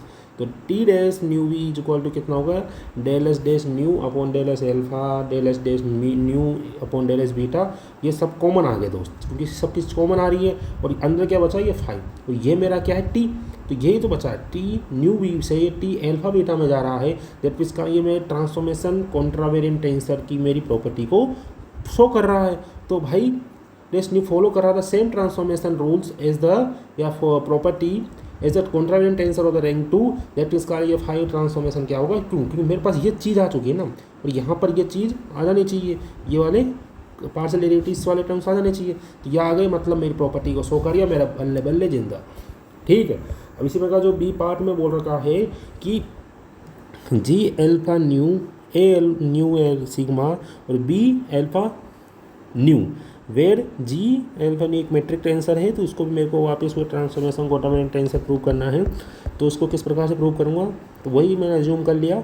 Ji alpha new metric tensor को मैं किस प्रकार से अनदर टर्म्स में लिख सकता हूँ, ये यहाँ पर क्या आ रहा है, मेट्रिक टेंसर है, और यहाँ पर क्या हो रहा है, एल्फा न्यू एक कोवेरिएंट के टर्म्स में जा रहा है। तो कोवेरिएंट में D S del beta D S dash new का, और यहाँ पर इसमें और यहाँ पर एल्फा न्यू, यदि नीचे आ रहा तो नीचे लिखूँगा, देखना इस प्रकार। जब मेरे पास यहाँ पर ऊपर आ रहे थे, ये न्यू भी ऊपर आ रहे थे, तो मैं क्या कर रहा था, आराम से del s nu del s mu, यहाँ पर del S alpha del alpha del S del beta और ए एल्फा बीटा कर रहा था। बट मेरे पास जब ये से नीचे आ गए तो क्या करूँगा, मैं नीचे लिखूँगा मित्र, नीचे लिखूँगा, क्या करूँगा भाई, नीचे लिखूँगा न्यू डेल एस म्यू, और ऊपर वाले को कुछ एल्फा बीटा जूम कर सकता हूँ, और ए बी एल्फा बीटा, इसी प्रकार ये ऐसे करना है। ठीक है मेरे भाई, बात समझ में आ रही है तुझे, मैं क्या कहना चाहता हूँ, तुझे बात समझ में आ रही है। तो इस प्रकार से तू लिख सकता है, तो ए न्यू एल्फा को तो इस टर्म्स में लिख सकता है। यहाँ पर न्यू सिग्मा है, तो मैंने क्या मान लिया, गामा पी मान लिया या रो मान लिया, जो भी है ए डेस की टर्म्स में कोई दिक्कत नहीं है। ये तो कुछ भी मान सकता है भाई यार, एल्फा बीटा मान ले, तेरी इच्छा तो एल्फा बीटा मान ले, मैंने गामा पी रो मान लिया, यहाँ पर तू इंडिकेट कुछ भी मान सकता है ना, बीटा जाए मान लिया, क्योंकि भाई थे नहीं बहुत सारे, तो इसलिए बीटा जाए जूम कर लिया, एल्फा एल ए और बी को लिख दे, क्योंकि यहाँ पर ए भी पार्ट आ रहा है, बी भी पार्ट आ रहा है ना। तो जब मैं इसका कर रहा हूँ, मल्टीप्लाई कर रहा हूँ इंडिकेट्स के टर्म्स में, तो कैसे हो रहा है देख, ये क्या हो गया, उल्टा कर रहा है ना ये, मेरे हिसाब से उल्टा कर रहा है। ये क्या कर रहा है, सुन, ये क्या कर रहा है, इस ए को ले रहा है, ए एल्फा बीटा को इक्वल टू लेके कर रहा है मित्र, ये ऐसे del s nu upon del s o alpha, del S beta और डेल एस बीटा और ए डेस न्यू वी। हाँ वैसे लिख ले, ऐसे लिख ले, एक ही बात है, ट्रांसफॉर्मेशन मैट्रिक्स में कैसे भी कर ले तू, जाए नहीं चाहे तो इसका भी तू क्या कर ले, ऐसे भी कर सकता है, सही है, बिल्कुल कोई गलत नहीं है। तो तू ये नहीं चाहे तो तू ऐसे भी कर सकता है, तेरे पास क्या क्या आ रहा है, 3 है ना, 3 चीज़ें हैं, ये इसका डैश ले ले, इसको तू लिख दे उसकी टर्म्स में, del S alpha del s nu, और यहाँ पर तू अनदर तू लिख दे बीटा या रो, जो भी लिखना है, और यहाँ पर जी की टर्म्स में लिख ले, और यहाँ पर बीटा रो कर दे। इसी प्रकार जो ए डेस में तू यहाँ पर लिख दे, ए डेस न्यू सिग्मा, सॉरी ऊपर आ रहा है तो कुछ मत कर, सिग्मा, ये यहाँ पर एल्फा तो यूज़ हो गया ना, अनदर तू जाई और सिग्मा, जाई और ईटा ले ले, है ना, ईटा ले ले, और साथ में ये मल्टीप्लाई कर दे, ठीक है। ये जाइटा। इसी प्रकार इसमें भी वही हो जाएगा यूज़, है ना। इसमें कुछ अनदर वो ले लेना। तो इस प्रकार से मल्टीप्लाई करवा के साथ में कॉमन आ जाएगा और प्रॉपर्टी को शो कर लेगा। जिस प्रकार इसमें शो कर रहा है उसी प्रकार उसमें भी शो कर लेगा। मतलब ये इधर वाली चीज़ आ जाएगी। मतलब सीधी सी बात है वहाँ पर, क्योंकि जब मैं इसको मैं क्या कर रहा हूँ, न्यू से न्यू कट रहा है, एल्फा से एल्फा कट रहा है, तो दैट मीन्स यहाँ पर सीधी सी बात है कि ये जो चीज़ है ना फाइनली बन रही है रैंक 2 का। और सीधी सी बात है ऊपर जो आएगा कोवेरिएंट में, जो इसको जनरली मैं इसको टी मान के चलूँ, तो ये जो टी आएगा ऊपर में, तो टी सिग्मा गामा जो भी है, गामा जो भी है ये वो, क्योंकि ये सब कट रहे हैं ना, न्यू से न्यू कट गया, अल्फा से अल्फा कट गया, तो सिग्मा न्यू बस वाली टर्म्स बचेगी। तो डेट पे इसका जब मैं इसका जी डैश जो भी कर रहा हूँ, जी डैश अल्फा न्यू जो मैं टी डैश से मल्टीप्लाई कर रहा हूँ, जी डैश, क्योंकि जनरली तो ये कट उठा के रैंक 2 का बन रहा है, ये सबको कॉन्ट्रैक्ट हो रहे हैं, कॉन्ट्राडिक्शन टेंसर हो रही है। तो टी डैश सिग्मा ड्यू है, तो G dash alpha A dash nu sigma B dash alpha gamma, ये हो रहा है ना। तो जब ये चीज़ें यूज़ हो रही है, जब ये चीज़ें यूज़ हो रही है, तो यहाँ पर क्या चीज़ बचनी चाहिए, जब तू इस सब को, ये जो मैं बताई थी ना ये चीज़ें, ये तो जब इस टर्म्स में लिखेगा इन सबको, इस टर्म्स में ए वाले को, फिर बी वाले को भी तू करेगा बी डैश में, तो जब तू सब कुछ करवा के जब लिखेगा, तो यहाँ पर क्या बचेगा, क्या बचना क्या चाहिए भाई, बचना क्या चाहिए, सिग्मा, ये ऊपर आ रहा है तो डेल एस सिग्मा अपॉन, हाँ del s gamma, del s sigma बच गया और डेल एस गामा। और यहाँ पर डेस की तौर पर, डेक्स की तौर पर जो तू बचाना चाहता है वो तेरा आ जाएगा।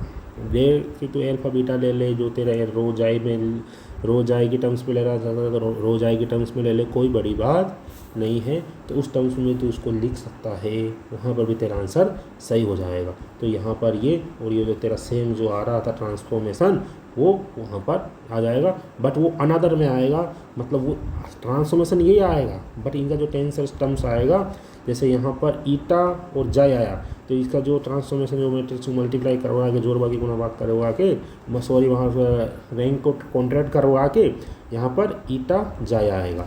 तो इस प्रकार से तू इसको ट्रांसफॉर्मेशन प्रूव कर सकता है, इसको भी कर सकता है, आराम से हो जाएगा, कोई बड़ी बात नहीं है। तो transformation as a contract tensor of rank 2 को अपन आराम से इस प्रकार से प्रूव कर सकते हैं। ठीक है दोस्तों, और चलो दोस्तों कोई दिक्कत नहीं, अब ट्यूट 5 करें और फिर उससे मोमेंटम कंजर्वेशन लॉ के क्वेश्चंस है ना उसमें दूसरा तीसरा, क्योंकि यहाँ पर सौरभ सर जो है ना भाई मोमेंटम कंजर्वेशन लॉ से क्वेश्चन जरूर देंगे, 2 या 3 क्वेश्चन उठेगा मेरे हिसाब से, 1-2 क्वेश्चन तो उठेगा। और बता भी रहे थे यार अपने स्टूडेंट वगैरह, तो उससे क्वेश्चन उठाएंगे शायद मोमेंटम का। और ये एक इस नंबर ऑफ इंडिपेंडेंट कंपोनेंट वाला कॉन्सेप्ट है ना, इससे भी एक क्वेश्चन उठेगा, आराम से उठेगा दोस्त, टेंशन लेने की ज़रूरत नहीं है। तो 5 क्वेश्चन करते हैं। तो 5वां क्वेश्चन क्या बोल रहा है मेरे मित्र कि भाई consider a particle mass m दे रखा है, ये दे रखा है, फोर्स इक्वेशन तो जानता है, ये देने को 4 इक्वेशन दे रखी है, where k is a positive value constant, tau denote कर रहा है पार्टिकल प्रॉपर टाइम को, आर एल्फा जो दोस्त क्या बता रहे थे, वो पोजिशन 4 फैक्टर बता रहा है, and the Ka alpha is its for acceleration. Verify that the general solution of the above force equation, ये मेरे को दे रखा है। तो मुझे क्या करना है कि A alpha B alpha are the certain constant vector है which are orthogonal to each other and F of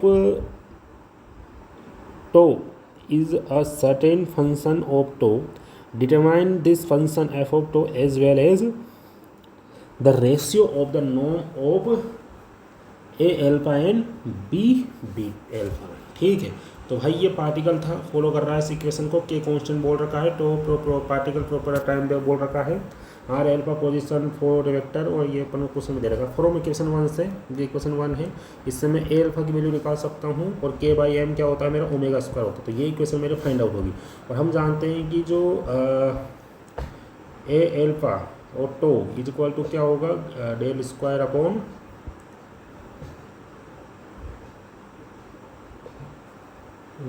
is a for acceleration. तो ये एक्सेलरेशन की बात कर रहा है, तो del upon del tau square is equal to r, ये आर है क्योंकि क्या एक्सेलरेशन क्या होता है भाई, d square r upon d t square होता है ना। तो यहाँ टाइम की जगह यहाँ पर क्या दे रखा है, टो दे रखा है, ए की जगह यहाँ पर क्या दे रखा है, कॉन्ट्रा वेरिएंट में तेरे पास एक्सेलरेशन दे रखा है ए ऑफ टो, ये दे रखा है। और दूसरी बात तेरे को क्या बोल रखा है कि अब जो पार्शियल डेरिवेटिव में टूटेगा तो तेरे पास यहाँ आर भी जो होगा वो आर एल्फा के टर्म में होगा। तो इस प्रकार तेने एक्सेलरेशन निकाल लिया इसका, इस प्रकार तेने क्या कर लिया दोस्त, इसका एक्सेलरेशन निकाल लिया। ये थोड़ा मिट गया है, तो alpha upon del tau square, okay. Omega square is equal to क्या हो जाएगा दोस्त, तेरा ये हो ही जाएगा वो ए बाई एम होता ही है। तो यहाँ पर जो आर आएगा, ये आर है थोड़ा ऐसा लिखा हुआ है, तो आर इज इक्वल टू ये दे रखा है, तो इज इक्वल टू जो एक्सेलरेशन जो निकालूंगा वो इसका पर 2 बार डिफरेंशियल डेरिवेटिव करना पड़ेगा। तो तू यह कैलकुलेशन तो कर ही सकता है भाई, ये कैलकुलेशन कर लेना, इजी कैलकुलेशन है, ठीक है। तो ये एक्सेलरेशन आ जाएगा मेरा आराम से। एक्सेलरेशन आने के बाद फाइनली एक्सेलरेशन मेरा बहुत लंबा बन रहा है, तो ये इक्वेशन 3 बन जाएगी। इक्वेशन 2 कैन भी रिटर्न लिखा जाता है equation 4। Comparing equation 3 and can we can write, अपन इस प्रकार से लिख सकते हैं, कोई दिक्कत नहीं है। और ये from the equation 5 and equation 6 we can write, ये अपन ने लिख दिया है, मतलब कंपेरिजन करवा के कंपेरिजन कर लिया दोनों इक्वेशंस का। तो फाइनली मेरे पास जो एफ ऑफ बीटा हमारे पास फोर्स आ गया है, वो इस टर्म्स में आ गया है। तो also by using the orthogonality condition we can find the same results. Orthogonality condition अपन बता दी है और बीटा की, तो फोर्स इक्वेशन लगाई दी वहाँ पर। और दोस्तों फिर थोड़ा ऐसा पॉज कर देता हूँ, तो कैलकुलेशन तो डिस्कनेक्ट होगा, तो थोड़ा पॉज कर देता हूँ क्योंकि कैलकुलेशन ही है ये पूरा क्वेश्चन। तो आराम से तो स्क्रीनशॉट ले ले। ये वाला पार्ट हो गया, ये वाला पार्ट हो गया, ये क्योंकि सिंपल कैलकुलेशन है। तेरा फोर्स निकल चुका है, फोर्स निकालने के बाद तेने फिर क्या कर दिया, norms of the alpha and beta निकाल लिए। ये देख, ये इसको तो आराम से स्क्रीनशॉट ले सकता है। एल्फा और बीटा निकाल लिया और ये वाला टर्म्स हो ही गया तेरा। फिर ये तेने पुटअप कर दिया, तो फाइनली तेरा यहाँ पर final answer is equal to -1 आ जाएगा। तो अपन क्वेश्चन नंबर 2 को देखते हैं। तो ठीक है, तो मेरा पास यहाँ पर ये पार्ट आ चुका है। तो the ratio of the norm A alpha and A beta मेरे को निकालना था। तो norm A alpha and beta का मेरा जो नॉर्म आया है वो -1 आया है। The by simplest calculation orthogonality condition and that is okay. तो ज़्यादा नहीं है। दूसरा क्वेश्चन पढ़ते हैं। दूसरा क्वेश्चन अच्छा क्वेश्चन है। क्या बोल रहा है कि जो बता रहा है अपने क्या मोमेंटम कंजर्वेशन लॉ को, एनर्जी मोमेंटम कंजर्वेशन लॉ को बता रहा है कि एक पार्टिकल है, rest a mass of M है, डीके हो रहा है into a particle B of rest mass M B and a massless particle C. Determine the total energy of the particle C in the rest frame of the particle, rest frame of the particle B। ये मेरे को बता रहा है। In reaction it is a desire to have. तो ये तीसरा question है। तीसरा क्वेश्चन मेरा भाई ये बोल रहा था। तो तीसरा क्वेश्चन मोमेंटम कंजर्वेशन है। पार्टिकल ए था जो डी के हो रहा है बी और सी में। तो ये इसका जो मास है वो रेस्ट मास में था, rest mass of B, rest mass, ये मास लेस पार्टिकल है सी, ठीक है। तो energy of the particle C in the rest frame of the particle B. तो मैं जो एनर्जी पार्टिकल सी की जो मुझे एनर्जी निकालनी है रेस्ट फ्रेम में और पार्टिकल बी के रेस्ट, ठीक है। तो मोमेंटम कंजर्वेशन लॉ क्या होगा कि जो मेरा जो मोमेंटम होगा, मोमेंटम क्या होता है, momentum is equal to mass into velocity. तो जहाँ पर तो मैं क्या करूँगा कि एक टेंसर की टर्म्स में यहाँ पर एनर्जी कंजर्वेशन लॉ लगाऊंगा, न कि मैं यहाँ नॉर्मली अपन जो एनर्जी कंजर्वेशन लॉ यहाँ पर STR का यूज़ करके लगा के आया करते थे, तो वो डायरेक्ट नहीं लगा सकता भाई, क्योंकि अपन टेंसर पढ़ रहे हैं, टेंसर की ईडी पढ़ रहे हैं ना। तो यहाँ पर यदि मैं कॉन्ट्रावेरेंट की टर्म्स में लिखूँगा तो यहाँ पर V भी क्या होगा, कॉन्ट्रावेरेंट V अल्फा होगा। तो यहाँ पर U एक वेलोसिटी है, तो P alpha is equal to M U alpha. तो U को मैं क्या लिख सकता हूँ, dx अपॉन d टो क्या हो जाएगा, मेरा टाइम हो जाएगा। तो U अल्फा है तो dx alpha upon d tau, okay, no problem. इस प्रकार और गामा एम वी हो जाएगा, और यहाँ पर इसके कंपोनेंट टूट जाएंगे दोस्तों।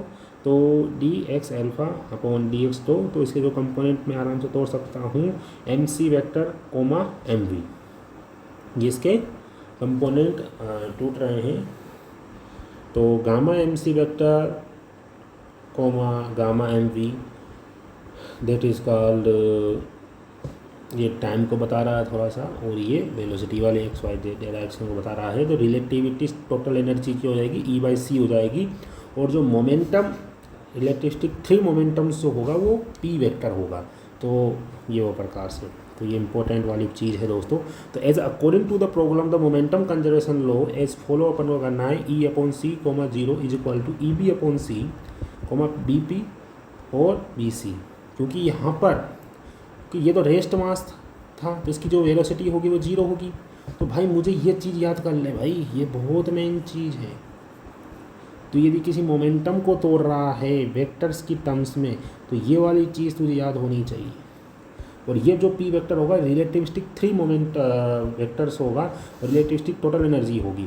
तो तू जब मोमेंटम कंजर्वेशन लॉ लगाएगा तो इसकी टर्म्स में लगाएगा, momentum of A, momentum of B plus C.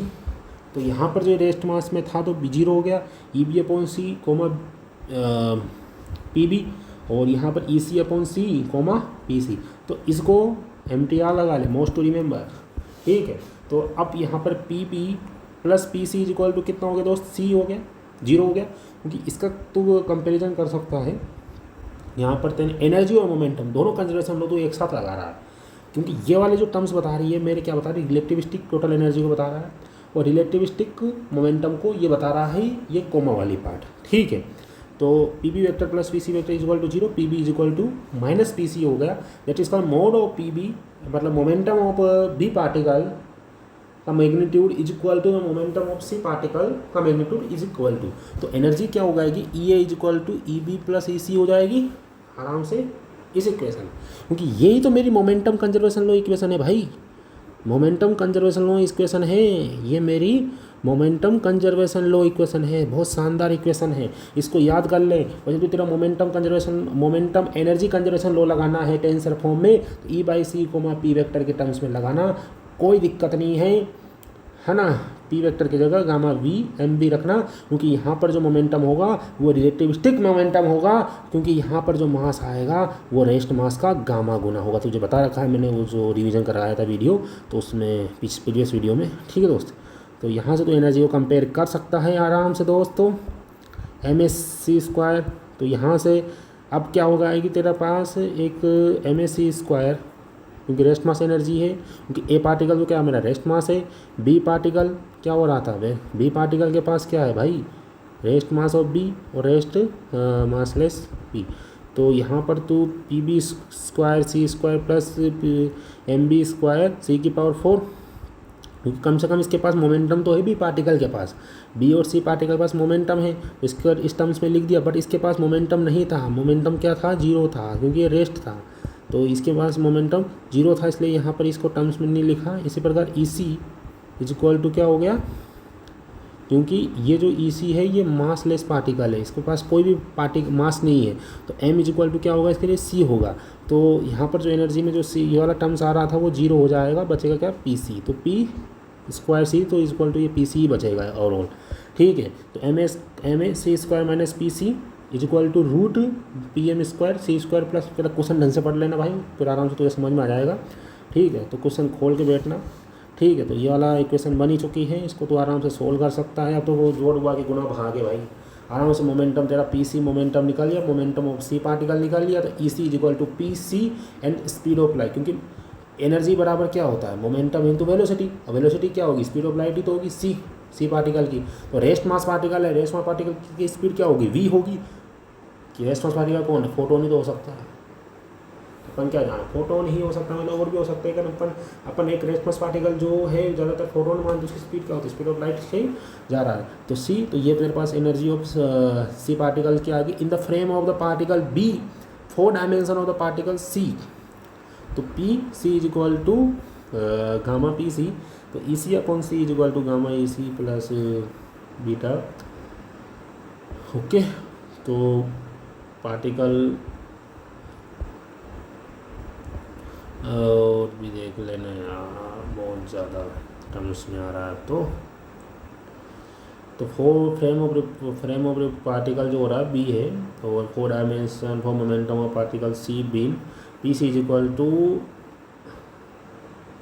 Gamma P C है ना, पी सी, तो gamma E C upon C beta P C B particle के लिए है, तो पी सी अपॉन ई सी, तो ठीक है। तो P C magnitude is equal to P C, तो root P C square plus M B square, तो ये और वाई गुना भाग है। इसको देख लेना आराम से, ये तरह पोस्ट कर देता हूँ आराम से, तो इसका भी बना क्या बोल रहे तो आराम से लिख के समझ, कोई दिक्कत नहीं है। ये ले, ये दूसरा पेज, ये भाई तीसरा पेज, ये चौथा पेज। अब ये अपन कुछ लास्ट क्लास के जो नोट्स है, लास्ट क्लास के जो नोट्स थे, जो लास्ट क्लास हुई थी, उससे भी एक क्वेश्चन आने की प्रोबेबिलिटी मेरे को लग रही है शायद आ जाए, तो उसको भी अपन देख लेते हैं भाई, है ना। इलेक्ट्रोमैग्नेटिक स्केलर इनवेरिएंट है बता रहे हैं, तो F mu nu is equal to क्या हो जाएगा दोस्तों, इसको अपन इस टर्म्स में लिख सकते हैं, two F zero I into F zero I, since the first term could be the F zero I and the F I zero दे। तो अपन क्या जानते हैं कि एफ जीरो आई जो होता है दोस्तों, वो क्या होता है, माइनस ई आई होता है। ओके, एफ जीरो आई क्या होता है, इसको इस जीरो आई जो होता है वो माइनस ई आई होता है, और ये आई जे के टर्म्स में कन्वर्ट कर दिया। ये जो फर्स्ट टर्म है ना, यहाँ पर 2 इसलिए आया क्योंकि भाई जब तू किसी को भी खोलता, जैसे तेरे पास सीधी सी बात है, नोम आ रहा था, ये नोम था, तो क्या कर रहा है तू, ए जीरो में टर्म में खोल रहा था, और प्लस ए आई और ए आई के टर्म्स में खोल रहा था। बट तेरे पास यहाँ पर यार 2 रैंक के बाहर आ रहे हैं ना, 2 रैंक के बंदे आ रहे हैं ना, न्यू। अब तू कैसे खोलेगा, अब तू कैसे खोल, अब तू 0 में नहीं खोल रहा भाई, 0 आई में खोल रहा है, तो 0 आई फिर ए जीरो आई प्लस, अब एक और टर्म्स आ रही है इसके साथ, कौन सी, आई जीरो और आई जीरो, तो दोनों एक ही है, इसलिए यहाँ पर साथ मल्टीप्लाई करके 2 इंटू कर दिया, और एफ आई जे के टर्म्स में तो खोल दिया। तो इस टर्म्स में तो ये, और एफ जीरो आई जो होता है वो इक्वल टू माइनस ई आई होता है, याद रखना, इसकी ये टर्म्स होती है, इसको भी निकाला जा सकता है, तो पढ़ लेना भाई, आपको पढ़ना पड़ता है, ठीक है। तो is equal to F zero I is equal to E I और नेगेटिव, ओके। तो यहाँ पर ये लिख सकते हैं, कोई बड़ी बात नहीं है, ठीक है। तो यहाँ पर अब ये जो इस वाली टर्म्स हो, तो इसको इस टर्म्स में लिख सकते हैं।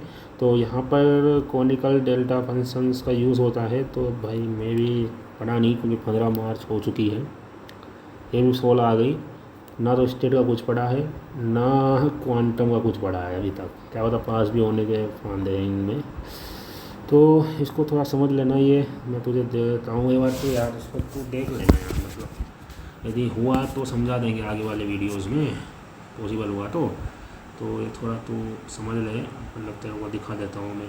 हाँ, ये वाली चीज़ ज़रूर देख लेना, ये तेरा इंटरनल का क्वेश्चन से बेस्ट है थोड़ा, ये थोड़ा एग्जांपल्स भी आ सकता है मुझे जहाँ तक लगता है, पूछ ले शायद इस टर्म्स में सर ये वाला पूछ ले, तो थोड़ा इससे पहले बेसिक वाला जो टॉपिक है फॉर्मूला रिवीजन कर लेना, तो मतलब देख लेना ऊपर से, तो तेरे को ये यूजेस हो रही है वो किस प्रकार से हो रहे हैं उसको समझ में आ जाएंगे, ठीक है।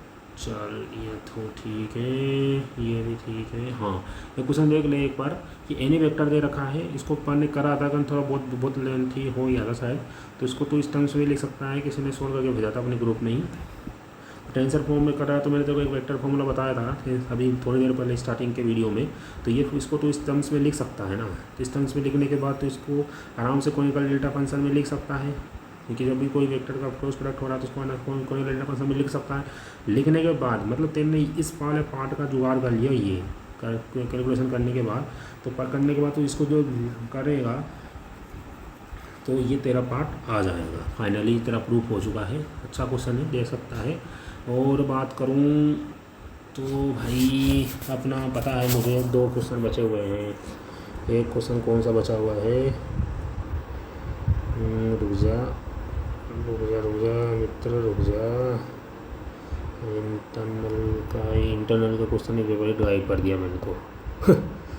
एक तो थर्ड वाला क्वेश्चन था वो ऐप न्यू, जो सेम टू सेम भाई इससे ही रिलेटेड था, इससे ही क्या था रिलेटेड था ये मतलब ये जो थ्योरी है ना उससे रिलेटेड है भाई, कोई बड़ी बात नहीं है। क्या, हाँ मतलब ये जो थ्योरी है ना स्पेशल रिलेटिविस्टिक इलेक्ट्रोडायनेमिक्स, इसमें मतलब एक न्यू इलेक्ट्रिक फील्ड और मैग्नेटिक फील्ड का तीसरा क्वेश्चन था, लास्ट ईयर के इंटरनल में आया था, तो उसको देख लेते हैं यार। Special relativistics electrodynamics force on a charge particle. तो एफ फैक्टर क्या होता है, लोरेंस जब कोई भी चार्ज पार्टिकल दोस्तों मूव करता है ना, जब रेस्ट में होता है तो ओनली इलेक्ट्रिक फील्ड प्रोड्यूस करता है। जब वो चार्ज पार्टिकल बहुत ज़्यादा मूव करने लग जाता है, तो जब किसी वेलोसिटी से भाई वो जब मूव करता है ना, तो वो जब चार्ज पार्टिकल किसी वेलोसिटी से मूव करता है तो उसके साथ इलेक्ट्रिक फील्ड भी जनरेट होता है और एक मैग्नेटिक फील्ड भी जनरेट होता है। इलेक्ट्रिक फील्ड और magnetic field both are generated, तो दोनों फील्ड जनरेट होते हैं मित्र, दोनों फील्ड जनरेट होते हैं। तो force on a charge particle, that factor is equal to Q E vector plus V vector into B vector by C. तो सी ठीक है, तो यहाँ पर इसको कॉन्ट्रावेरिएंट की टर्म्स में लिखूँ तो इस प्रकार से लिख सकता हूँ आराम से। ओके, तो F alpha is equal to Q by C F alpha beta upon nu B, क्योंकि न्यू से न्यू का बीटा से बीटा करके एफ एल्फा बचेगा, तो एफ एल्फा बचिए, हाँ जुगाड़ बैठ जाएगा। तो ये एक रिंग टेंसर ही है, फर्स्ट रिंग टेंसर है। F alpha beta is equal to minus F alpha beta होगा, क्योंकि इलेक्ट्रिक फील्ड टेंसर है ये। तो एफ एल्फा बीटा में एफ जीरो आई जो होता है, ये मैंने तुझे बता दिया, इसका यूज़ हुआ था, ये वाला बहुत ज़्यादा यूज़ होगा इसका।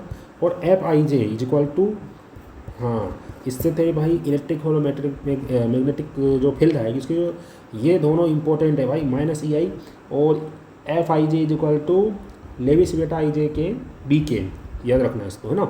तो F dash alpha is equal to, भाई सो फास्टली बता रहा हूँ तो थोड़ा ज़्यादा कॉन्सेप्ट में नहीं जा रहा भाई, ऐसा बता रहा हूँ कि फॉर्मेलिटी कर रहा हूँ, सीधी सी बात बताऊँ, ठीक है तुम फॉर्मेलिटी कर रहा हूँ, ठीक है दोस्तों। भाई जो मुझे लगा कि यार, वो जो मेरे दोस्तों ने बताया, तो जिसने कुछ भी नहीं पढ़ रखा तो वो देख कर समझ ले कि भाई हाँ ये चीज़ पढ़नी है, इसलिए एज अ फॉर्मेलिटी ही कर रहा हूँ, तो इस टर्म्स में लिख सकता हूँ और ये इस प्रकार से हो जाएगा। तो मेरा भाई मेन जो काम है ना, हाँ ये वाली टर्म्स आ जाएगी, इस पर हाईलाइट कर रहा हूँ, तो मैं ज़्यादा अंदर नहीं जा रहा। हाँ नोट्स ढंग से कर लेना भाई, नोट्स ढंग से कर लेना, सौरभ सूर्य के और टूट और नोट्स, इनसे ही पेपर बनेगा। क्वांटम का कुछ भरोसा नहीं, क्वांटम का पहले लिस्ट बना रखी, देख लेना। तो Q by C F zero में टर्म्स में हो जाएगा ई आई वी आई, तो इसको मैं एक मेट्रिक टेंसर में जो होता है, मैं कौन सी metric E I E J you आई की टर्म्स में लिख सकता हूँ, है ना। अपन ने जी आई में तो लिखा था भाई, तो इसे चेंज कर रहा है, तो मिनकोसी मैट्रिक्स टेंसर का यूज़ करके आराम से अपन चेंज कर दिया। तो यहाँ पर जो मिनकोसी मैट्रिक्स होता है वो क्या होता है, माइनस रेल आई जे होता है, ई जे यू आई होता है, ई वेक्टर यहाँ पर डॉट प्रोडक्ट यूज़ हो गया, ठीक है। तो फाइनली ये सबसे मेन है। देख यहाँ पर क्या हो रहा था, दो चीज़ यूज़ हो रहा था, मैंने बताया था ये दो फॉर्मूले यूज़ हो रहे हैं और ये दो फॉर्मूले यूज़ है। डायगोनल एलिमेंट जीरो होंगे, कोई दिक्कत नहीं है, डायगोनल एलिमेंट क्या होंगे, सेम होंगे फिर जीरो होंगे। अब दूसरी बात क्या होंगे, क्योंकि जीरो जीरो होगा, ये वन वन होगा, टू टू होगा, थ्री थ्री होगा, इसलिए डायगोनल एलिमेंट जीरो होंगे। चल ठीक है, ये जो होगा, क्योंकि जीरो आई क्या बता रहा है, जीरो आई बता रहा है कॉन्ट्रावेरिएंट है, पहली बात तो ये क्या है कॉन्ट्रावेरिएंट। और मैंने तेरे को जब वो रिवीजन कराया था टेंसर का, तो बताया कॉन्ट्रावेरिएंट वाली चीज़ भाई रोको जाती है,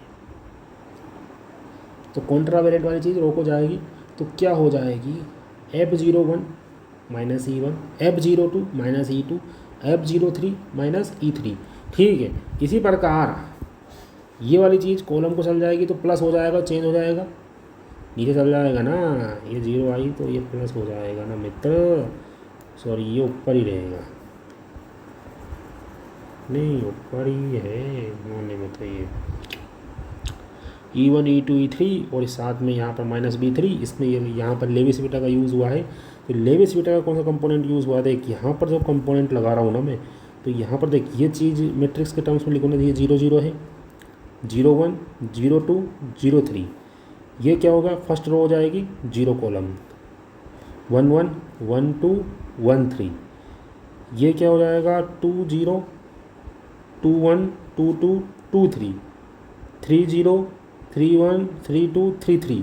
तो ये वाला जो पार्ट उठा रहा हूँ, तो इसमें आई मतलब IJK, मतलब मेरे पास आई का पता है कितना है, आई का पता है, इस वाले पार्ट को उठा रहा हूँ। तो आई का पता है 1 2 और के का नहीं पता BK।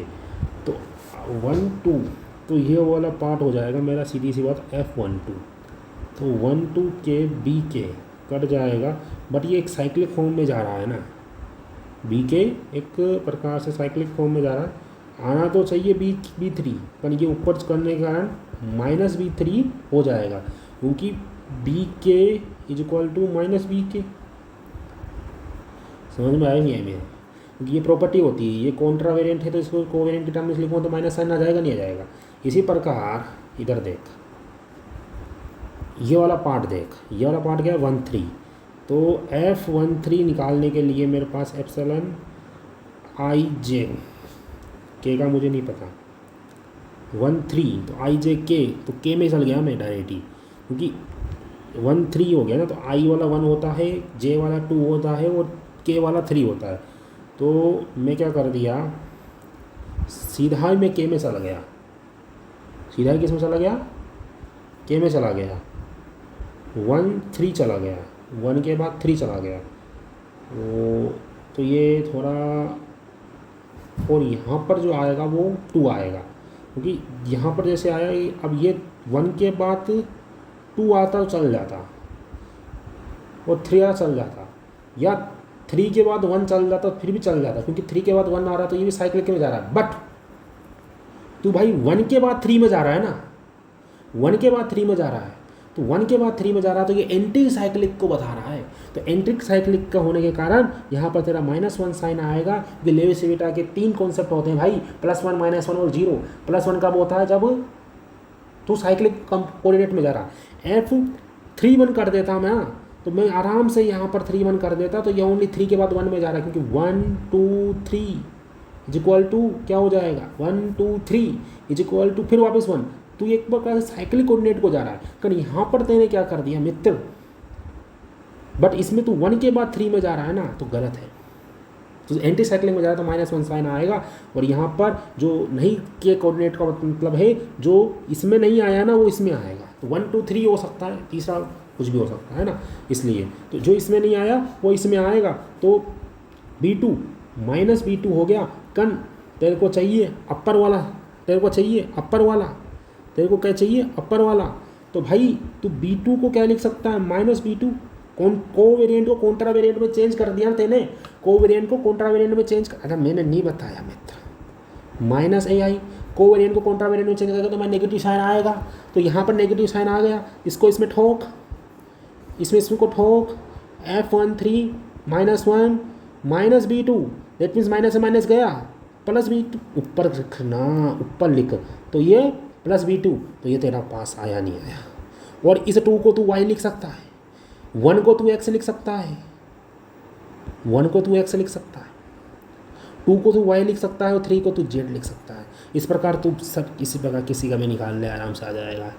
तो बात भेजे में घुसी नहीं घुसी मेरे मित्र। तो ये इंपॉर्टेंट चीज़ है, और इससे मैं इसी यही निकालने को बोल रहा था शायद। वो किस पर बेस्ड था, ये लास्ट ईयर इंटरनल 5 नंबर का क्वेश्चन, ठीक है, इस पर था शायद। तो ये चीज़ है, आराम से देख लेना।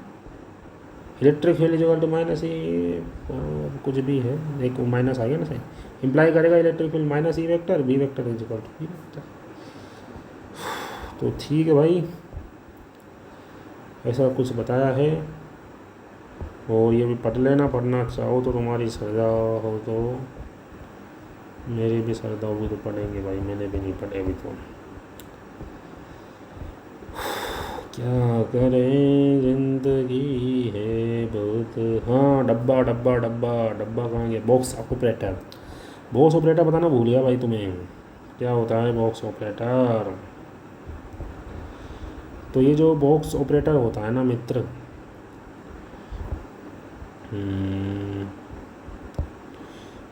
देख, लोरेंज गोस मतलब ये जो ये होता है इसको लोरेंज गोस का मतलब ये बॉक्स ऑपरेटर होता है, इसे इस टर्म्स में लिखा जाता है, याद रखना। यदि आगे पॉसिबल हुआ तो बना देंगे वीडियो, नहीं तो तुम्हारी श्रद्धा है, देखना अच्छा हो तो देख। ठीक है दोस्तों, बहुत है यार, कितना करेंगे बहुत। चल भाई, अब करते हैं ज़िंदगी की शुरुआत आखिर की मोह। ओके भाई, यदि कुछ कमी लगी हो, कुछ गलत कॉन्सेप्ट लगा हो, समझा देना मुझे कमेंट बॉक्स में। भाई उन दोस्तों का मैं बहुत आदर करता हूँ जो मेरी गलतियाँ बताते हैं। उन दोस्तों का मैं कतई आदर नहीं करता तो भाई तो कमेंट ही नहीं करते हैं। कमेंट तो करा करो यार दोस्तों, थोड़ा मोटिवेशन मिलता है भाई। तुमने कमेंट करते हो ना भाई, मोटिवेशन मिलता है कि भाई तो वीडियो बनाए। और तुम कमेंट नहीं करते हो ना, फिर मज़ा नहीं आता वीडियो बनाना चाहिए नहीं बनाना चाहिए, हटाओ क्या बनाते हैं। चल भाई दोस्त, फिर मिलते हैं। यदि पास हो गए इंटरनल में तो चल भाई ठीक है, all the best for the टूट। हम भी पास हो जाएं, तुम भी पास हो जाओ, ज़िंदगी सुधर जाए। चल बाय, देखते हैं फर्दर वीडियो हो पॉसिबल होगा। थैंक यू दोस्तों फॉर वाचिंग द वीडियो। और कुछ भी कमी लगी तो यार कमेंट वमेंट कर दिया करो यार, अब थक गए बहुत। बनाएंगे, देखते हैं पॉसिबल हुआ तो। एनर्जी मोमेंटम कंजर्वेशन लो से क्वेश्चन आएगा, आ सकता है, प्रोबेबिलिटी है। देखते हैं तीसरा क्वेश्चन कर रखा है क्या। इसका तीसरा क्वेश्चन जो ट्यूट 5 है, कहाँ गया मेरा tweet 5।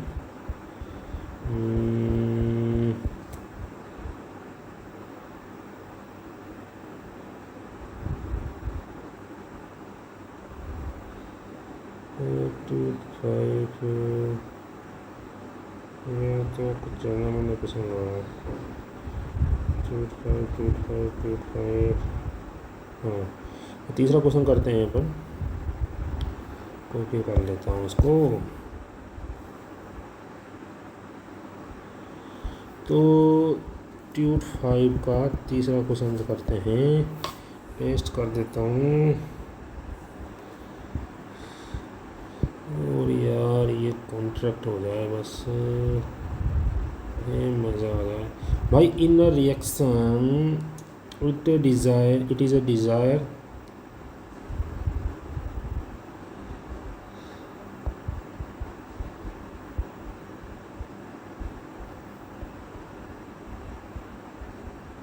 in a reaction it is desired to have two equally energetic protons colliding with each other to produce three proton and one antiproton. What should be the minimum energy of colliding proton for such a reaction to the feasible? Consider now another Lorentz frame in which the one of the colliding proton is at rest. What should be the minimum energy of the other colliding proton in this frame so that the reaction is feasible?